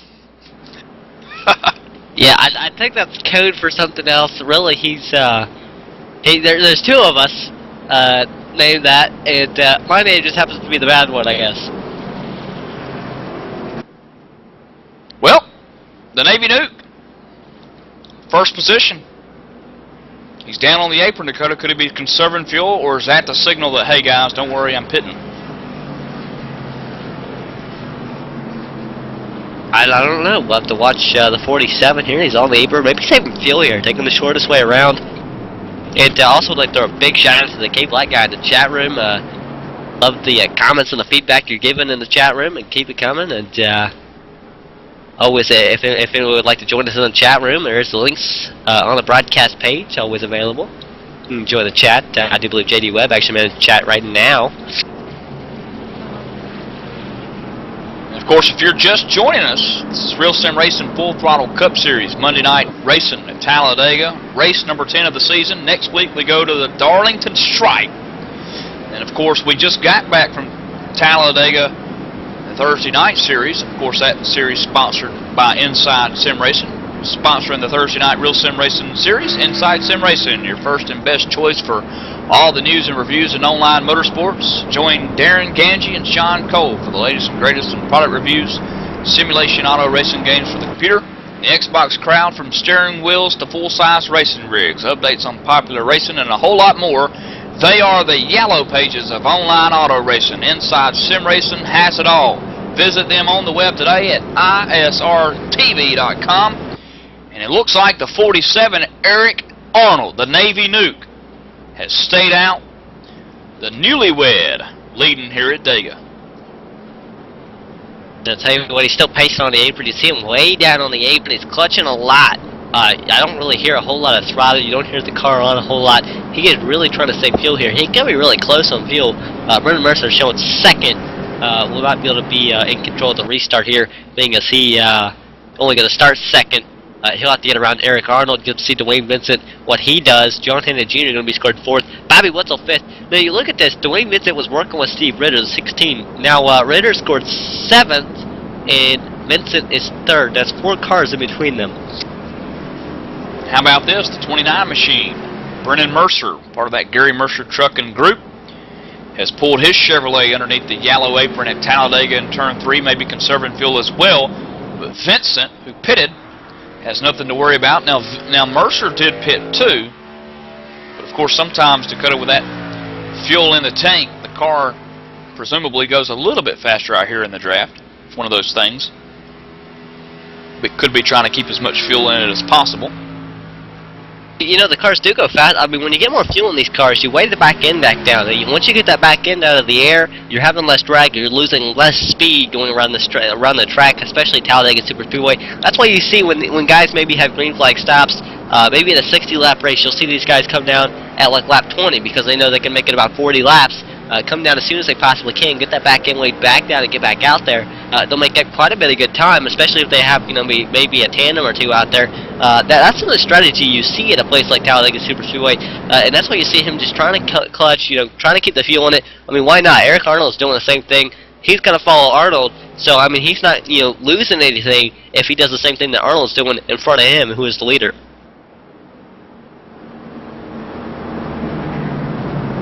About 30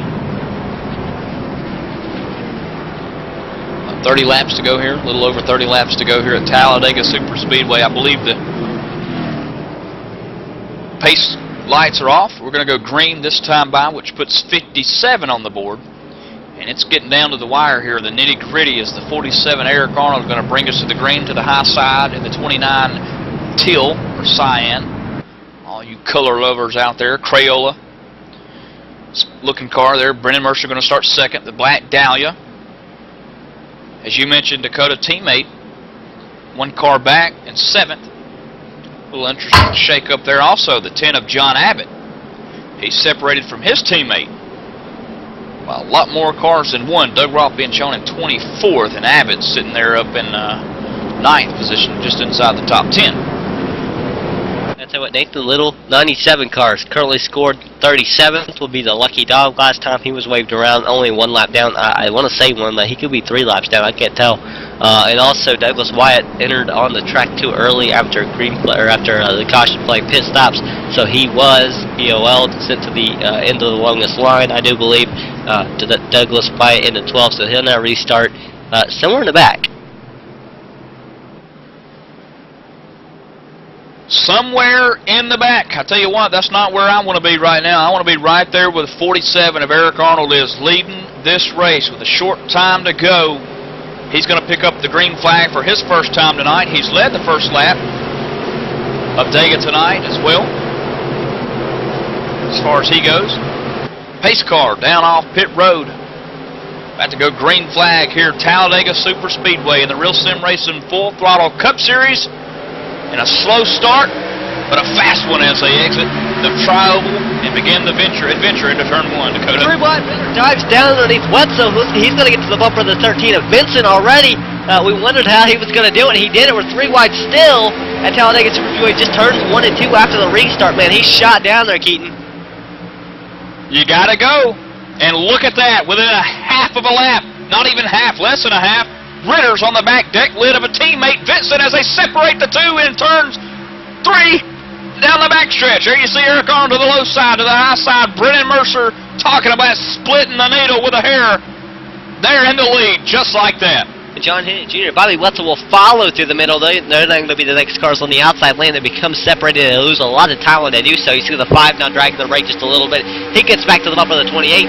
So the 28 back on his bumper. They try to push again. If they can clear the inside, they can get back behind his leaders. They'll be all right up there on the outside lane. They do. They clear the inside lane, and now they set their sights back on the race leaders. This is nearly taking me back to the history books of how Dega used to be, Dakota.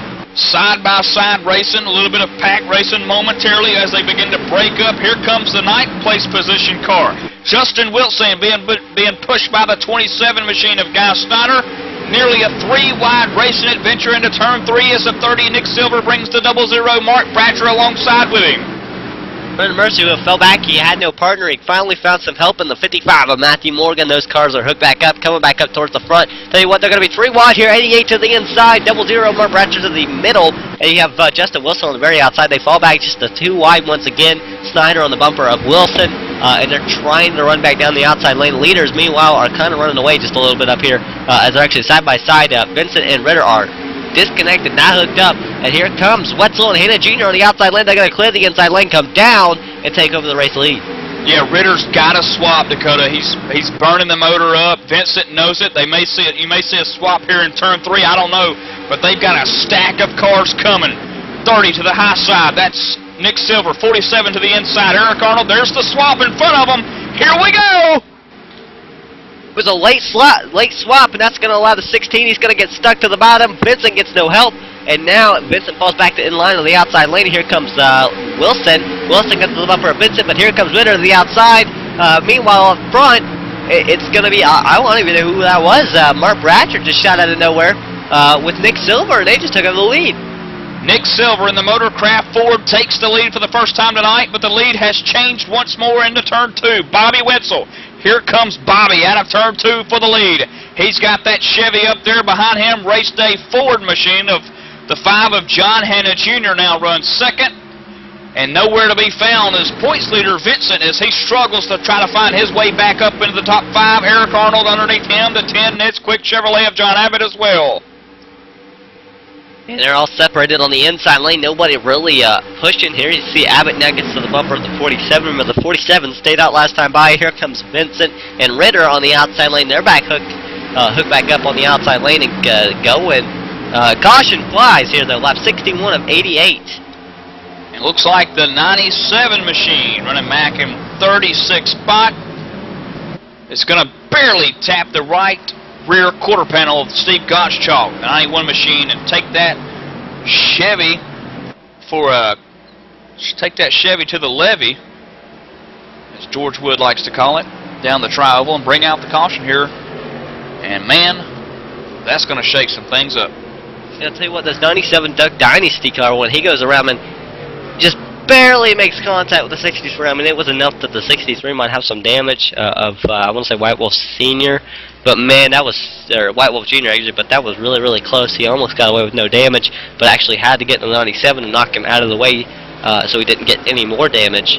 That was the lucky dog, though. I mean, Nathan Little was the lucky dog last time, last caution. Not quite going to be the case this time, so we now pace on lap 61 of 88, actually going to be scored across the line 62 as Bobby Wetzel and John Hanna Jr. lead the field. And of course, Evan Pasoko, who's been working with us on pit road tonight. Evan, nobody coming down pit road as far as leaders concerned. Maybe a couple of tail-end guys on the lead lap, possibly, or a lap or 2 laps down with a little bit of damage coming down to get that last bit of repairs done. But let's talk about grill tape here at Talladega. And that's right, grill tape. You guys have been talking about it all race. Overheating that engine. You got to push to do anything here. And the drivers have control over how much tape they want on the front of that grill. The less amount of tape, the more air gets into that motor, but it affects the aero the slightest amount. So as the cautions get later, unless there's a late race caution with a huge, big wreck, maybe a green-white checkered, you may see some drivers come and fill it up. But for the most part, they're running with minimum duct tape so they can get, or grill tape, sorry, so they can get as much air to that engine as possible. And of course, that's where it's going to be beneficial, Dakota. Staying cool. You can stay cool for about 3-4 laps, maybe. I don't even think you can stay cool that long. I mean, that's the name of the game, though. Staying cool, keeping the engine cool. Make sure you swap at the right time. Make sure you switch quick enough so that you can keep that engine cool and keep going. That is the name of the game here, though, at Talladega Super Speedway. And of course, we're nearly done. 63 now on the books. 88 total. That brings us to about 25 to go, Dakota. And if you know as much as I know about Talladega, 25 laps can be completed in a hurry, and it can get away from you. Looks like race control Nathan Bowers, part of the official Real Sim Racing, calls the caution 91 machine, Steve Gottschalk. With that said, we're going to pace for a couple of more laps before we take it back green here. Step aside, take a quick commercial break. You're watching Real Sim Racing Full Throttle Cup Series on ETV, powered by the HD Radio Network.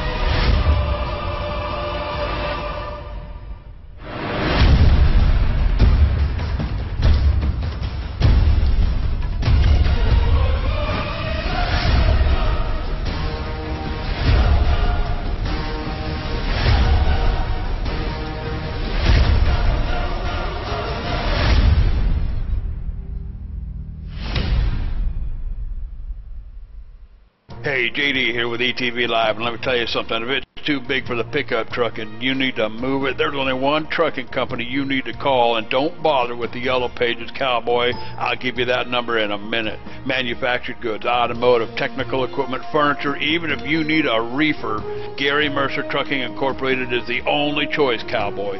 With locations in Mississauga, Ontario, Canada, Rancho Cucamonga, California, if you need to move it, store it, and keep it cold, you need to call Gary Mercer Trucking Incorporated. Long haul, short haul, or just across town, Gary Mercer has the best trained and qualified drivers to get your load from point A to point B with professionalism and on time. So remember, Hoss, if it don't fit in a pickup truck, you're going to need a real truck, cowboy. Sponsors of ETV Live's Friday Night Showdown, Gary Mercer Trucking Incorporated, 1-800-668-2980.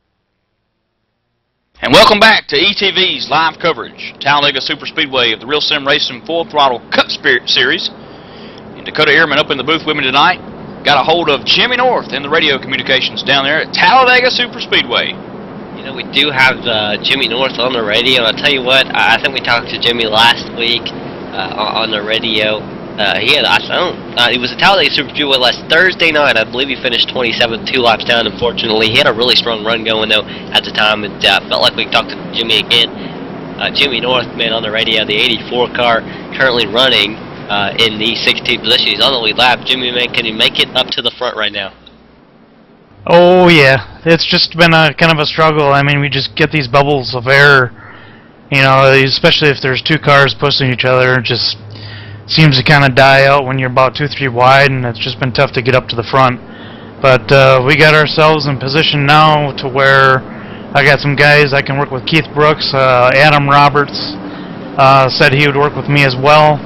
Prior to this caution, me and Adam Roberts went through the middle, and we were able to get ourselves into the top 10. So it's just kind of timing it perfectly, and you know, hopefully things will work out, avoid the wrecks, and then who knows, maybe try and finally get a win here at on TV. Last week was just a bummer. Jimmy, this is Mike Keaton up in the booth with you tonight, but look, I'm looking at the points here. You're 29th in points, but 66 points separate you and Mike King, who sits 11th in points.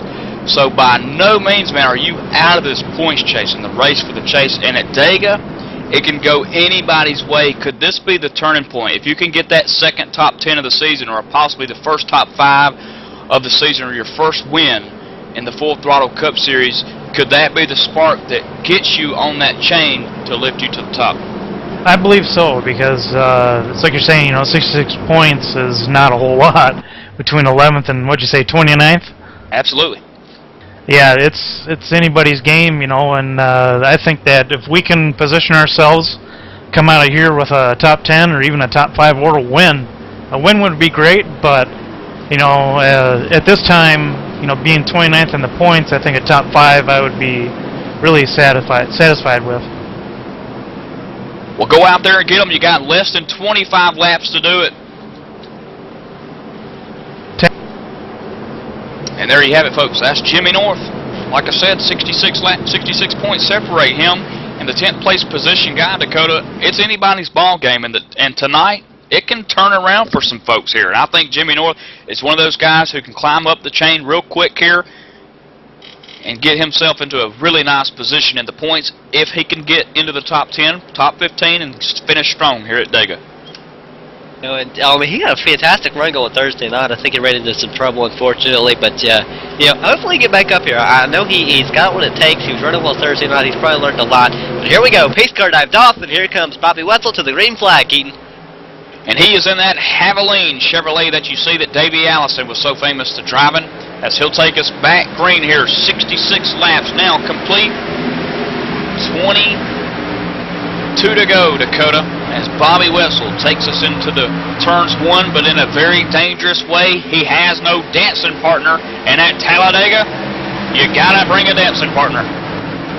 Oh, his dancing partner's coming. The 5, you see him, he's not ducking out of line because he wants to work with the 28. But here, oh! 00 finally shoots up, and here they come. They're going to maybe come down, cut off the inside lane. The inside lane had a pretty good run. They got to check up, get to the bumper. They look 3 wide, not quite. Not going to have the room. Not to stick on the inside line is Wetzel and Hannah Jr. lead the way.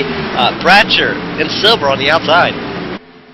And Nick Silver just let loose of the guy that he had in partner with, Mark Bratcher.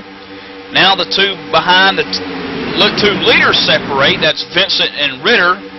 Vincent perhaps breathing that machine for a little bit to let Hannah Jr.'s car run hot as he pushes Bobby Wetzel into the lead there in turn 1. And now Guy Snyder hooked up with Wilson in turns 2. They're running 5th and 6th. And now we're hearing it from Evan Pasoko, 91 machine. Evan? And Steve Goschalk announced on the radio he needed to come in to get some extra fuel. He came in a little bit too hot, and he has spun it out, so they are currently towing him back into his pit stall. He is 35th right now. He's obviously going to lose a bunch of laps. So unfortunate event there for the 91 car. Absolutely, and of course, Dakota, Steve Goschalk. No top 10 so far this season, but he sits 17th in points. Just one back from rival Montesi, who sits in front of him in 16th. Bad night for Steve Goschalk, but a good night for some of these drivers who are clinging on to their cars, as we see a big mix-up here in the front as cars going everywhere. Vincent, 3rd. The leader switched, and looks like Ritter and Vincent tried to do the same thing. It didn't quite work the same, though, as they got pinned to the outside lane. And here comes Wilson and Snyder around them. They'll pick up the spots, but will they be hot and have to switch here soon is the question. And now as those guys shuffle back, Ritter and Vincent, here comes the 00 of Mark Bratcher and Nick Silver now looking back for the lead, but now looking for the lead is Wilson to the high side with a 27 lime green Chevrolet of Guy Snyder behind him. Guy Snyder top 5 in points. He's looking for a win tonight. Can he secure it with Wilson? And Wilson's no stranger to run up front. You do remember earlier he was working with Dwayne Vincent at the start of the race quite a few laps. I mean, they were switching, running away from the field somewhat. So I mean, Wilson really strong partner here. Pac-Man eating the dots up front. Wilson 2nd position, looking for the lead in turn 3. He's got Guy Snyder behind him. You're looking on board roof cam of Mark Bratcher, what it looks like in 4th spot. But there is a mix-up here. In turns 4, Vincent Ritter now mounting the charge to the high side, Dakota.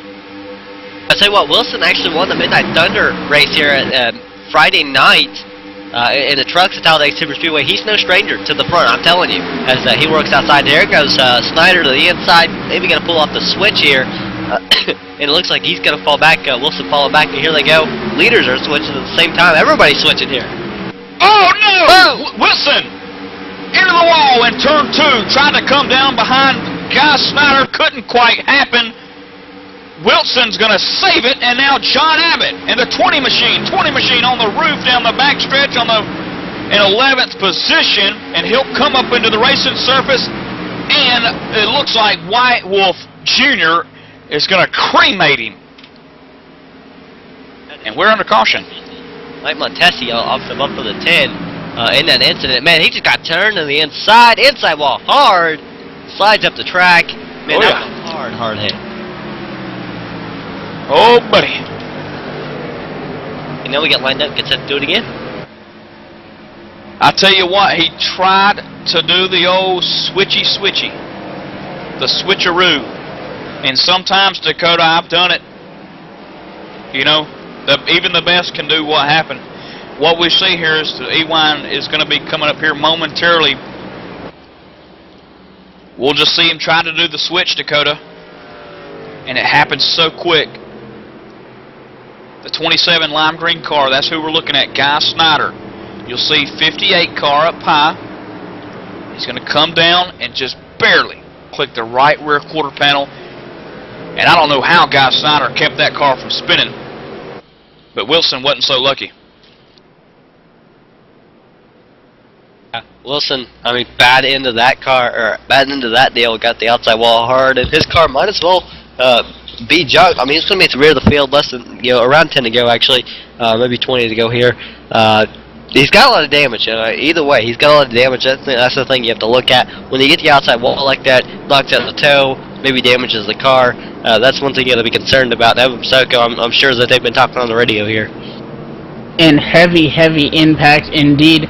They were all checking up. Everyone was jumbled as they were going down the backstretch after the initial contact. And a hard lick. Looks like their night done. They're probably going to try to get it back out on the racetrack. There's not much racing left to do, but they can kiss any sort of high points today. They're going to drop to at least the high 30s. So disappointing night. You got it there, but this is Talladega. It doesn't matter how clean you keep your car. The only thing that matters is where you are at the end of the race.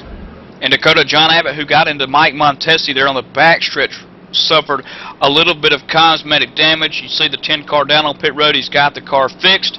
He'll come back out on the racetrack, but like Evan said, he's going to be back there into the mid-30s perhaps as we go back green. So a big killer night here for John Abbott. John Abbott currently in the point standings, 3rd. Here's what you got to look at, though. The caution did not fly until the 20 was turned around and hit the inside wall. Who turned the 20 car around? Even if it was accidental, a lot of accidental cautions are actually blamed because they could have been avoided or something. They can be blamed on that guy that caused that accidental caution. So, I mean, if you look at this, who kind of looks really bad right now, Keaton? I'd have to go with John Abbott. I mean, he was pushing the 20 car, but the 20 car got turned around. I mean, if you look at it that way, the 10 car almost looks liable for the caution. He could receive an EOL before this is over and go to the rear of the field here. Yeah, that is possible. And if you go back and look at the 10 car, like on view, I'm looking to the cockpit back on my screen here, and all you see is the car in front of you. And John didn't have any idea that he was there, but like you said, hey, sometimes the dust can settle and penalties can be delivered. So far, so good for Abbott. He did come down and pit. I don't know if he'll be able to escape it that way, but he's being shown in the 28th position, and only 32 cars are on the lead lap. And the last one being on the lead lap is the 58 machine of Justin Wilson, who's got heavy damage. He was the root and start of the evil that just occurred here at Talladega. 73 laps going to be complete this time by. Out of 88, we're coming down to the wire, folks, as the pace car light's still on. And I tell you what, there's no better time to talk to a race official than now. We talked to Nathan Bowers, who's actually joining us up in the booth. He's a race official here tonight And Nathan, when we were just talking about who could be the cause of the caution, who would receive that EOL, we were talking about John Abbott already being in the back of the damage. He was actually in the back of the 20. We see when the 20 got turned around. What are you guys looking at when it comes to the cause of the wreck here? Basically what we're looking for is if there's a contact between one car and another car, we check to see which car moved to cause a caution. In this case here, the 10 was all over the back of the 20, and it just tapped him just wrong and caused the accident. So you will see the 10 car go to the rear of the field? Yes, the 10 will be moving to the end of the field. And as you see, John Abbott now receiving the EOL penalty from race officials, Nathan Bauer. And Nathan, man, I know you've been up here all race long. You know, while we have you up here, who's your pick to win this thing? I mean, why not regular race officials who's been watching this thing up close and personal? Probably one of my picks to pick for the win. Guy Snyder has always ran well at this type of track. He actually won the first race that you guys hosted for us back in Daytona last year. And he always is a threat, especially at the plate tracks. I was thinking Nathan, and good luck the rest of the race with race officials. Thank you. Good luck to you guys, too. And that was Nathan Bowers, who race official, along with Steve Herring. You know, Dakota, and that is a hard decision to make. I mean, you know just as well as I do that Abbott was pushing, and you can't see in front of you. But when a rule has been broken, a rule has been broken, and you will get that EOL. But it's tough. It's tough. It is tough. It's tough to call as a race official. It's tough to call as a driver. It's really frustrating when you get behind the driver's seat, like where John Abbott's at. I mean, he was just pushing. I mean, there was nothing he could do, and he's got an EOL penalty. He has to start from the rear of the field, not just the rear of the lead lap cars, but the rear of the field, behind all the lap down cars, behind some of the damaged cars. He's in a bad spot here. There's a big chance that he might not make up many spots unless there's another caution, or he picks up a partner that happens to be damaged and runs to the field here, which can be unlikely at a place like Talladega Super Speedway when you're in the back. But I mean, his night's not over, and I mean, there was nothing he could have done. Things like that kind of happen though. And I'm looking at some of the guys that he's back here with. Nathan Little in that Duck Dynasty Chevrolet. He's got tons of damage to the front end of the machine. Joey Gattina, also damage to his machine. Wilson, Dresbach, Hayes, yeah. Abbott, Mike King back there with a lot of damage. Ronnie Pott. Yeah, Abbott's in a very tough spot, Dakota. That EOL penalty is very, very crucial as he's on the lead lap, but he's about 30 cars away from that front guy up there, who is the race leader, Bobby Wetzel. Second, John Hanna Jr. Third, Guy Snyder. Fourth, Steve Ritter, and rounding out the top five, teammate the Ritter, Dwayne Vincent. Hey, what, the 14 to go at the start-finish line here, Michael Keaton? We're getting set for a small shootout here. We could likely see, I think the past, I mean, when you look at past races at Talladega, you likely see a caution. We could see another caution here within 10 to go that could reset this field with, with maybe a 10-lap shootout or less. That would be something interesting here. So we have, like I said, 14 to go at the start-finish line, 15 to go currently. Looking at turn number 4, Wetzel and Hanna Jr. lead the field. Beautiful view here at Talladega as you see John Westling pushing the camera buttons here as the pace car coming out of turn 4 there. On to the front stretch, you'll see the pace car dip down. We're going green flag racing, this time by currently 70 miles an hour is the pace speed. Bobby Wetzel going to lead us down into the tri-oval. 700, 600, 500 yards and counting till we go green. Bobby Wetzel, lap 75, Dakota, nearly 13 to go, 14 to go, count it. He'll take us to the green. Up straight to the outside lane. He'll now have help as soon as the 5 can get to his bumper. That is the 5 of John Hanna Jr. He might have to drag the brake just a little bit. Guy Snyder and Steve Ritter hooked up behind them. And here comes Dwayne Vincent coming to the bumper of Vincent or Ritter if he can get there as soon as possible. How about Brendan Mercer back here running 8th, but scored 8th last time across our finish line. He's on the inside with help from the guy he's worked with a lot of the race at 94, Matthew Long. It looks like Silver and Mark Bratcher, the first goes to the outside. Here it comes. the 8 of Ritter and the 13 of Vincent on the outside, though. And that lime green Chevrolet that you see down to the bottom is Guy Snyder, who's without a teammate. Ritter, Vincent working to the high side. Here comes the 29 and Matthew Long behind them to the high side. So they're back in 9th and 8th position. Guy Snyder currently going backwards. Yeah, he doesn't have any help. He's one of the guys. Remember, Nathan Bowers picked him actually, but not got any help here. I mean, there's no teammate. Here comes Bratcher. Maybe Bratcher might pick him up. Bratcher was working with Silver. He might stick with Silver. The two Fords there. The two Fords actually lined up behind the Chevy, as Bratcher might actually be the odd man out here. As Silver might actually hook up with never mind. Here comes Silver and Bratcher to the outside. That's the lead. And I'm going to tell you something. Bobby Wetzel ran him up there as high as he could to try to slow the train down of Ritter and Vincent. There you see Bobby Wetzel still hanging to the inside middle lane there, trying to hold him down. They were 4 wide for just a moment back there with John Hanna Jr. Now they're 3 wide once again, Keaton.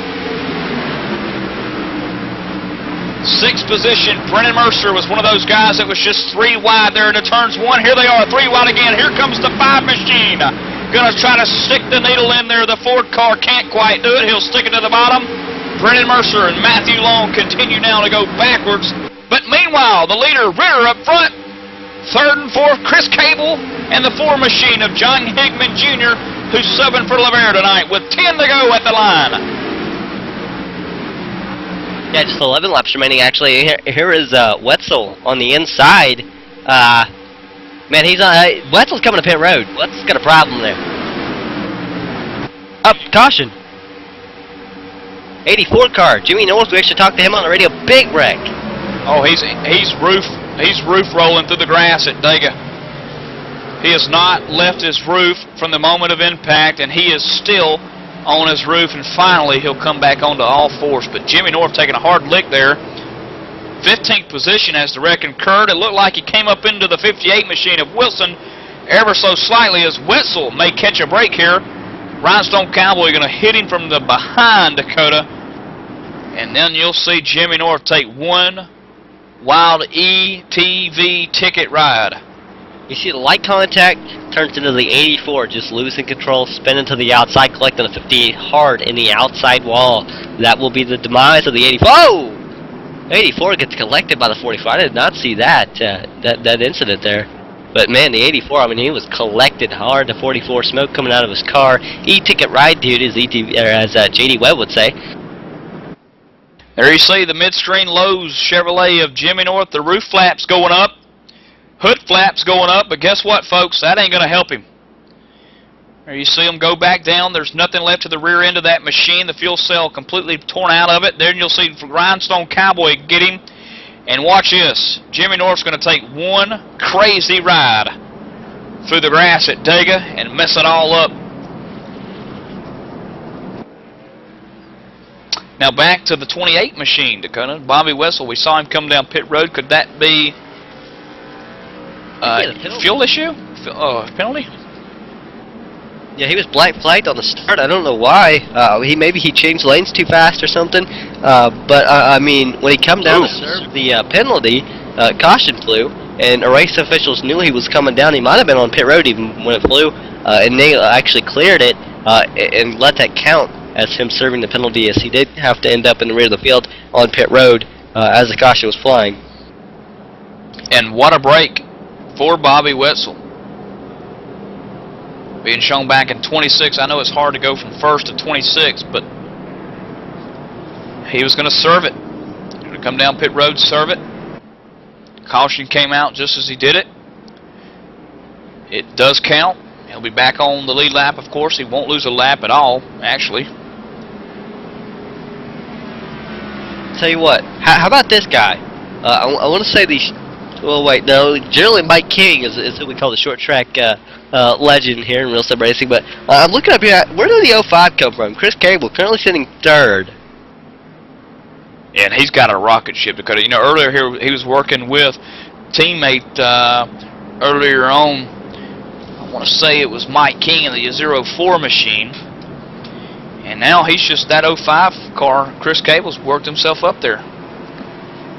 And he has. I'll tell you what, as we pace here. Up close and personal there on the E-Line with the 84 machine of Jimmy North, looking on board with one of the drivers who was able to clear that mayhem. I believe that was John Abbott. And I'll tell you what, they're working on trying to get a radio set up, and I believe we have one. And I was looking around some guys that we don't really hear from often. How about the guy currently sitting in, I do want to say the 5th position, the 4 car, John Higman Jr. Man, where did you come from? I came from way back there. So you actually started 8th, and you've been running really well. Today, actually 7 for CJ LeVere, not a name we often see, but running very, very well here tonight in the Real Sim Racing Full Throttle Cup Series. Thanks. I've been working this whole race, trying to get up here, and we'll see what we can do at here at the end. Maybe put this thing up in victory lane. Now, we heard earlier, we were talking to Jimmy North, something about the air bubble between cars, it seems like. It's been really hard for a lot of cars to push and stay together. I mean, what's been your struggles here tonight with the car? To me, it seems a lot of manufacturer type related to me. I don't know if it is or not, but it seems like I can push a Ford with myself driving a Ford better than I can push a Chevrolet, or a Chevrolet can push me. I don't know. Me and Chris Cable, we've been able to hook up really well here, and we were able to came right up there to the front, so it's pretty fun. And I'll tell you what, Chris Cable actually sitting in the third position. I just mentioned him. Are you two set to work together on the restart here? I think so. We've been working pretty well together so far, so I think we'll try to continue that and see what we can do. All right, and I'll tell you what, any strategy here before we go green? Hold it down to the floor and run until she blows. All right, I know CJ LeVere sitting 9th in points. I do believe I was told by Michael Keaton, yell at him if I'm wrong there, but maybe you can keep him up there in points, or even get him a really solid point stay, maybe move him up a spot or 2. Oh, definitely. I'd like to get as good a finish for CJ as possible today, because that's really what I'm here to do, so that's definitely the top priority. All right, well, good luck to you, John. Thanks. And how about this? Look at the 88 Ford machine of Adam Roberts. Guess what? Best place finished so far for him, season best, 19th. Currently sitting 4th, Dakota. How about that? Pretty good run for him. I would say so. And his 4, I think that's one of the first times we've seen him in a Ford, unless I just haven't noticed. So all you manufacturer lovers out there, we've got 2 Chevys in the top 5. They're 1 and 2 teammates, Dwayne Vincent Ritter. And the next 3, 3rd, 4th, and 5th, are all Fords. Chris Cable driving a Ford tonight, Adam Roberts, Ford tonight, and John Higman Jr., also a Ford. And just to point out another Ford, in 6th spot, Matthew Morgan is also racing a Ford tonight. All you manufacturer lovers. And you'll just have to hang on for the Toyotas. There's always that one guy in the corner. Where's my Toyota? You'll just have to hang on for it. I'll tell you what, we've been looking at this, and we have some developing news, or I don't know if this is news, but Wetzel was black flagged on a restart for changing lanes. This was by race officials. I mean, you can see, I can see back up here where Wetzel was black flagged. I can also see where he was cleared after he tried to get on pit road. Now, there are some guys not very happy about this, including Wetzel. Wetzel was black flagged for changing lanes at the start, and he actually wants to, he's not happy about it. He wants to see race officials in the hauler. He's been requested at the hauler after the race. And I'll tell you what, there's some guys out there on the track not really happy with the fact that his black flag was cleared. They still feel like he should come down and serve it once we go back green. So, interesting thing here. And I'll tell you what, less than 10 laps to go, and we're going to have a shootout here, once again, like I called. Yeah, and you've got a feel for the 28 machine. Bobby Wetzel has a hot rod, son. He's got the car to beat tonight. He was in the top spot, #1 position for about 15 laps. He's been there. He's done it. He knows what it's like. And to be black flagged and have to come back down and serve it, and possibly here getting another black flag, it's being discussed. He's not happy about it. And it's just, you know, you got to feel his frustration. Back in 27th position now, and with about 7 to go, you got to wonder if he can make his way back up to the front, because we could see another caution, and it could very well end this race under caution, Dakota. So you got to feel for him. That you do. That definitely changed. This whole thing has changed things with his black flag.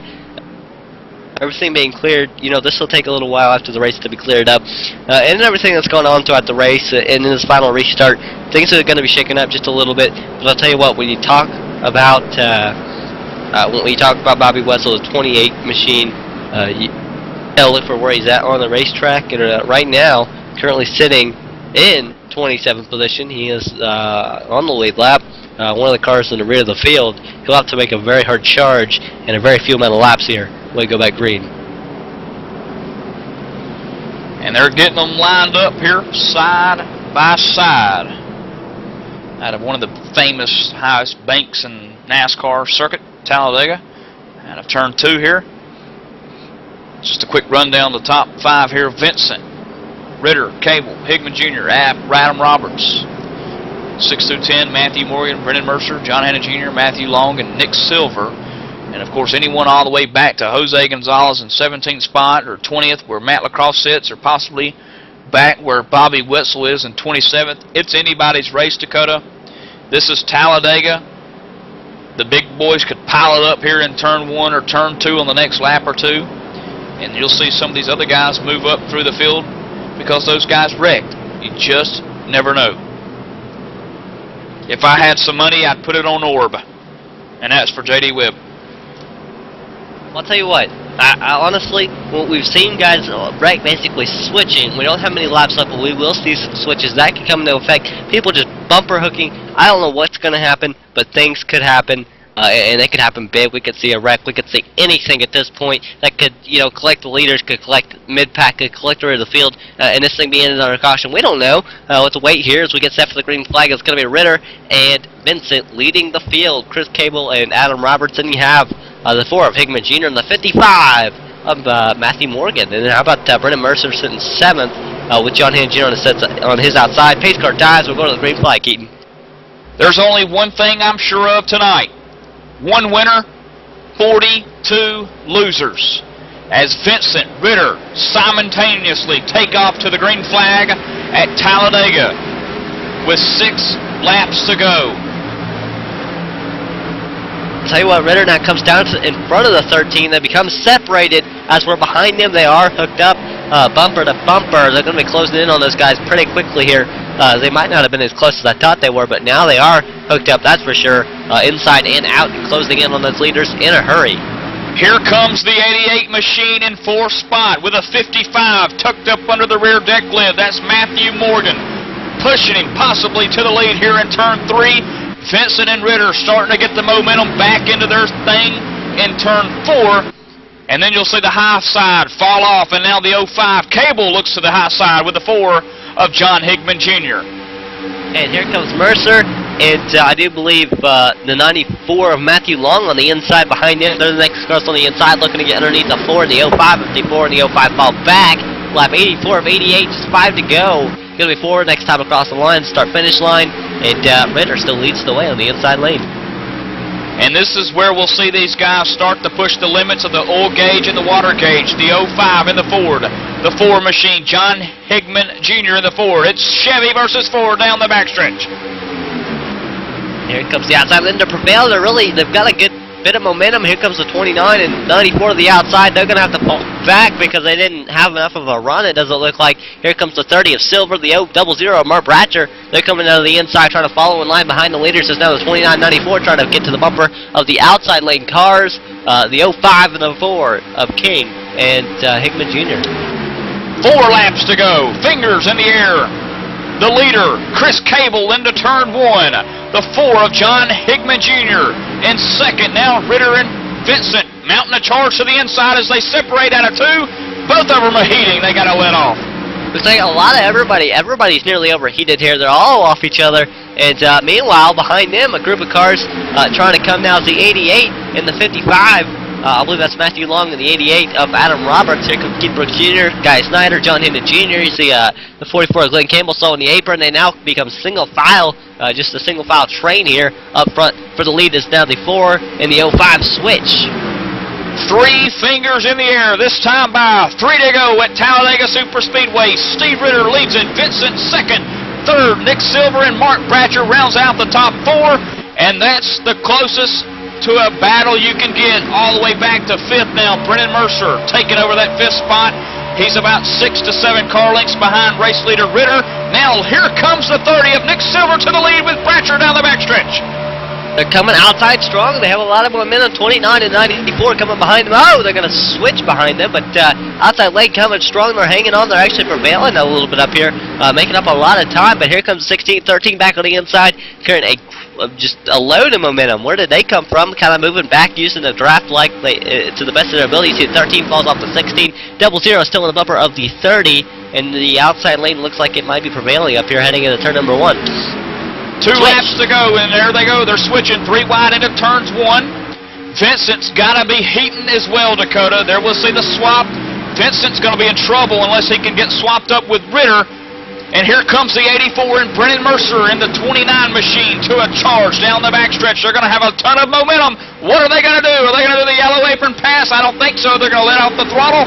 And this time by, we'll see the white flag in the air. 4 to 05, they may be looking 3 wide to the outside lane. That's what they're doing. 3 wide to the outside lane comes the 4 and the 05. That's Hickman Jr. and Mike King, as well as here comes 94 on the inside. He's going to be the inside of the 13 of Vincent, and that's going to push Vincent up by himself. This opens a little bit of a gap for 3 wide. Here they go 3 wide once again. Vincent gets shoved up by himself. No run, no momentum, no help. As it's going to be 4 wide for just a moment. Lap car, White Wolf Jr. White Wolf Jr. gets the outside wall. 94 all over the 16. Here comes Vincent down to the inside line. He's going to fall back. Another lap car up there. A slow toe knocked out in that car big time. They almost make contact back to 3 wide. No cautions. White flag in the air. There is no caution. Ritter leading down the backstretch, still mounting the charge to the inside. The 00 and the 30 working, trying to mount something on the high side. Dakota, I don't think that they can get it. The 34 of Matthew Long is good to the finish here. Blinking or not, he's pushing Ritter for the finish line. Here comes Long to the outside lane. He's going to block the 00, the 30 car, holding him up as high as he can. Here we're going to have a 3 wide finish across the line. It's going to be Ritter. Woo! Ritter for the win at Talladega. Matthew Long in the season best, and it finished second. And the 00 of Mark Bratcher, as they just pile up there into turn 1, will finish 3rd. What an amazing finish. Nick Silver will come home 4th with Eric Arnold 5th. Brendan Mercer 6th, best finish of the season, and only 2nd start. Vincent 7th after leading a lot of the race. Doug Roth 8th, Adam Roberts 9th, and John Hickman Jr. will come home actually 10th out of all that. Let the fist pumping begin. The 16 machine. Steve Ritter takes home the trophy at Talladega Superspeedway. Steve, I about ran out of breath at the end, buddy, but you got it. Yeah, that's all Dwayne Vincent right there, man. He helped me big time. I asked him if he wanted to switch. He said, hell no. Man, I tell you, we watched. I knew that Vincent had to be running hot. And it looked like he was just going to push you until the end, and then you got picked up by the 94 of Matthew Long, and he gave you quite a shove there into turn 3 and really pulped you out to the lead there. And then out of turn 4, it looked like the 94 machine was going to play nice anymore. And as you do the donuts, Steve, tell us about it. Oh, yeah, I mean, I was just holding the bottom. I didn't know if I'd be able to hold those guys off or not.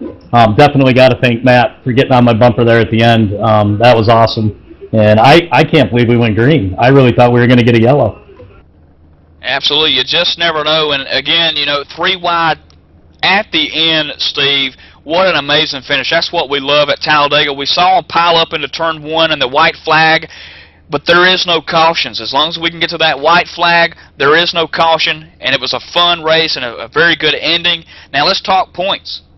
Coming into tonight at Talladega Superspeedway, you're sitting in the point standings 13th. No wins, but tonight you get 1, and then you move up a couple of spots in the point standings, cracking the top 10 with teammate Vincent still out front in the lead in points. Yeah, that's definitely going to help. I mean, we've been up front every freaking week, and it just seems like I can't catch a break, and maybe my luck's starting to turn around here. I had a top 5 a couple weeks ago, and last week we were up front again, and just, we got into the top 10 and then dropped right back out again. So this definitely will help. We can keep this momentum going into Darlington. That'd be good. And last but not least, who makes it happen for you week in, week out? I want to thank Bob Earl, obviously, for sponsoring the series, and obviously my teammates at Red Ass. Everybody there does a great job, helps each other out. CarMax, Sam Maxwell Wheels, and Derek Spears Button Boxes. There you have it, folks. The man who takes home the double checkered flag tonight, the 16 machine, Steve Ritter in the CarMax Chevrolet, gets it done. We're going to step aside, go to a quick commercial break, and have your second place finisher, hopefully Matthew Long in the booth with us. And then the 00, Mark Bratcher, coming home in a good third place tonight finish. We'll be right back. Landon Huffman coming to a comfortable lead, coming out of 2. He's got about 8 car lengths, put it half a second over Dwayne Vincent as Chad Cole works the number 2 spot. Time is running out. Vincent's got it. Cole wants it in the wall. Chevrolet puts the bumper to the 13 of Vincent. Vincent not backing down. He's in second. We got 1 car on the bottom of the 10 cars.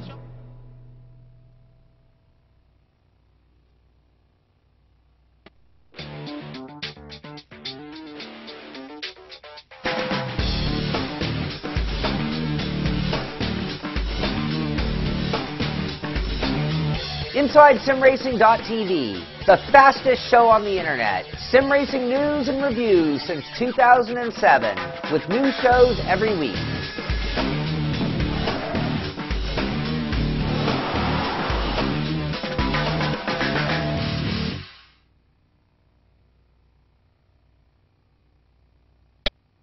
Team Racing Series returns to ETV Live on Tuesday nights following the Fast Track Racing Series radio show.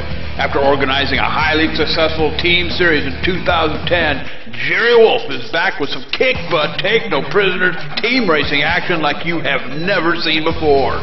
The ETV Live Team Racing Series is sponsored by HD Radio Network, live on Tuesday nights from 9 p.m. Eastern. Don't wimp out, dude. Catch the action live at etv-eplay.net. Welcome back, race fans, to ETV's live coverage of Talladega Superspeedway, the post-race show, being brought to you by Bob Earl Racing. Tonight, Talladega Superspeedway, 88 laps, the man who would win it nearly in a 3-wide racing fashion, Steve Ritter. But the man who would get him there and almost make the pass at the start-finish line, the second-place finisher, 94 machine, Matthew Long, who's standing by with Dakota. And Matt, man, what a long race for you and your 94 team, man. You worked with Brendan Mercer a lot of the race. You started second, and you were able to finish second after staying on the bumper of the 16 until a last lap late attempt at the win would still put you second. Yeah, I mean, I worked with Mike early on in the race, and we did well together. Then I hooked up with Brendan the second half of the race there, and we kept going every restart. We got lucky enough to start front to back, all those cautions at the end, so that helped a lot. And then right there at the end, he pushed me all the way up there, and then I hooked up with the leader and almost pulled it out there. Hey, man. I mean, what a long race for you. I mean, you would go up and down. It kind of seemed like throughout the field you were kind of up front, though, quite a ways, throughout the night. How do you manage to put yourself in a position to finish second and only by a .029 behind the leader at the end of 88-lap race at Talladega Superspeedway? Yeah, you're right. We started up front and ran up there for a while. Then I made a bad call pitting that one time, and that put us back. But it helped me race in traffic a little bit, get used to driving around people, and then got lucky enough to get hooked up with Brennan, and we went straight to the front and were able to stick it there. So it was a good race. All right, man. And when you head into the next week, Darlington, do you have anything for the guys there? I don't know if I'll be running. I was running tonight for Eric Brundy's. He was out, so I was replacing for him. So I'm glad I was able to get him a good race. All right, well, man, here's a chance to throw any shout-outs you may have. Yeah, I just want to thank Eric for letting me run his car tonight. Well, well, there you have it. Matthew Long running for Eric Brundys here tonight in the 94 machine. Go ahead and pass it down now to, I do believe, Evan Pasoko, who's standing by with a excited Mark Bratcher. And that's right down here on pit road with the 00 of Mark Bratcher. Mark, run us through this whole race. You had the fastest lap in practice. You qualified near the top, and you finished third. You were the only car being pushed there at the end. You were so close. How do you set yourself up to be there at the end of these kind of races? Deals have to be made. I really, I don't have any teammates. This is a single car operation. But later on in the race, Nick Silver and I, we had come on agreements. We run together good, and I pushed him up to the front at one point, and both our Ford Fusions were running really, really good, and so we decided to stay together no matter what, and we hooked up at the right time, and I was going to try to push him to the wind, and the motor started overheating, so we had to make a switch, and we really didn't want to, but we had to. And you got third place, only 34 thousandths back of the leader, and you only missed second by 5,000. So great race there at the end.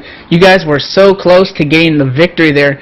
And we heard lots of drivers talking about an air pocket and this new draft model, the Tandem. Did you and Nick both having a Ford help at all? What was the draft like out there? The draft was the air pocket was there. I hit the air pocket a couple times, and Nick hit the air pocket a couple times, and he'd just call the radio to burp it, so I'd burp it to go back to him, and you had to overcome that. And I mean, I don't know, and most of the times when it happened, it was, you either had two cars on your outside, or, or if there was a car 2 tenths in front of you and one you're outside, it was just, when the cars got around each other, the air was, they just put such a big hole in the air, and it's just, I guess you just catch a draft at the wrong time.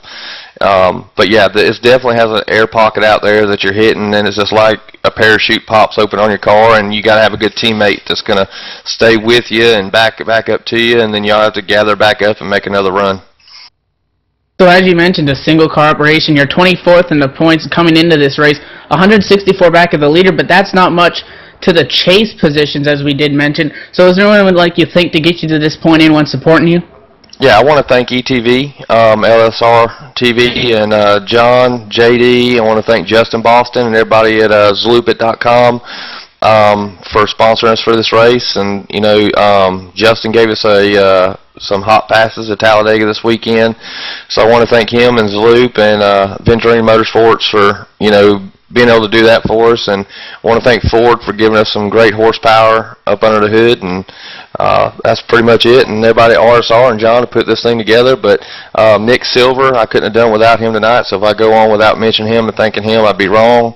But definitely a fast Ford Fusion, and the 24th in points, it doesn't really show where we're at, because we've only had one finish outside the top 12, so we're running strong in a one-car operation. So I just want to thank everybody that helps put this team together. And that's the 00 of Mark Bratcher, a third place finish, and after 10 races, he's moving up in the points, making the charge for the chase. And of course, too, what Mark just said, this is how close the points is. From 29th, we talked to Jimmy North, 199 back from the leader, but where he sits, where Mark sits, 24th currently in the points, he's 38 points back from Mike King, who sits 10th. So you're talking about being able to crack the top 10 in no time. This is how close the points race is. That's how close it is, folks. And again, this is Real Sim Racing Full Throttle Cup Series on Monday night, sponsored by Bob Earl Racing, and we just had one heck of a finish here at Talladega, race number 10, but the chase is still on next week. Darlington. Who's going to pick up the stripe? Who's going to pick up the checkered flags? And who's going to pick up the inside pit wall? We know that it's going to happen, Dakota. Darlington Speedway, one of those tracks where it's like Richmond, Bristol. It's anybody's race. Under the lights, possibly, and into the garage area. An early night ended for some, and a good night ended for others. Again, we'll see you next week.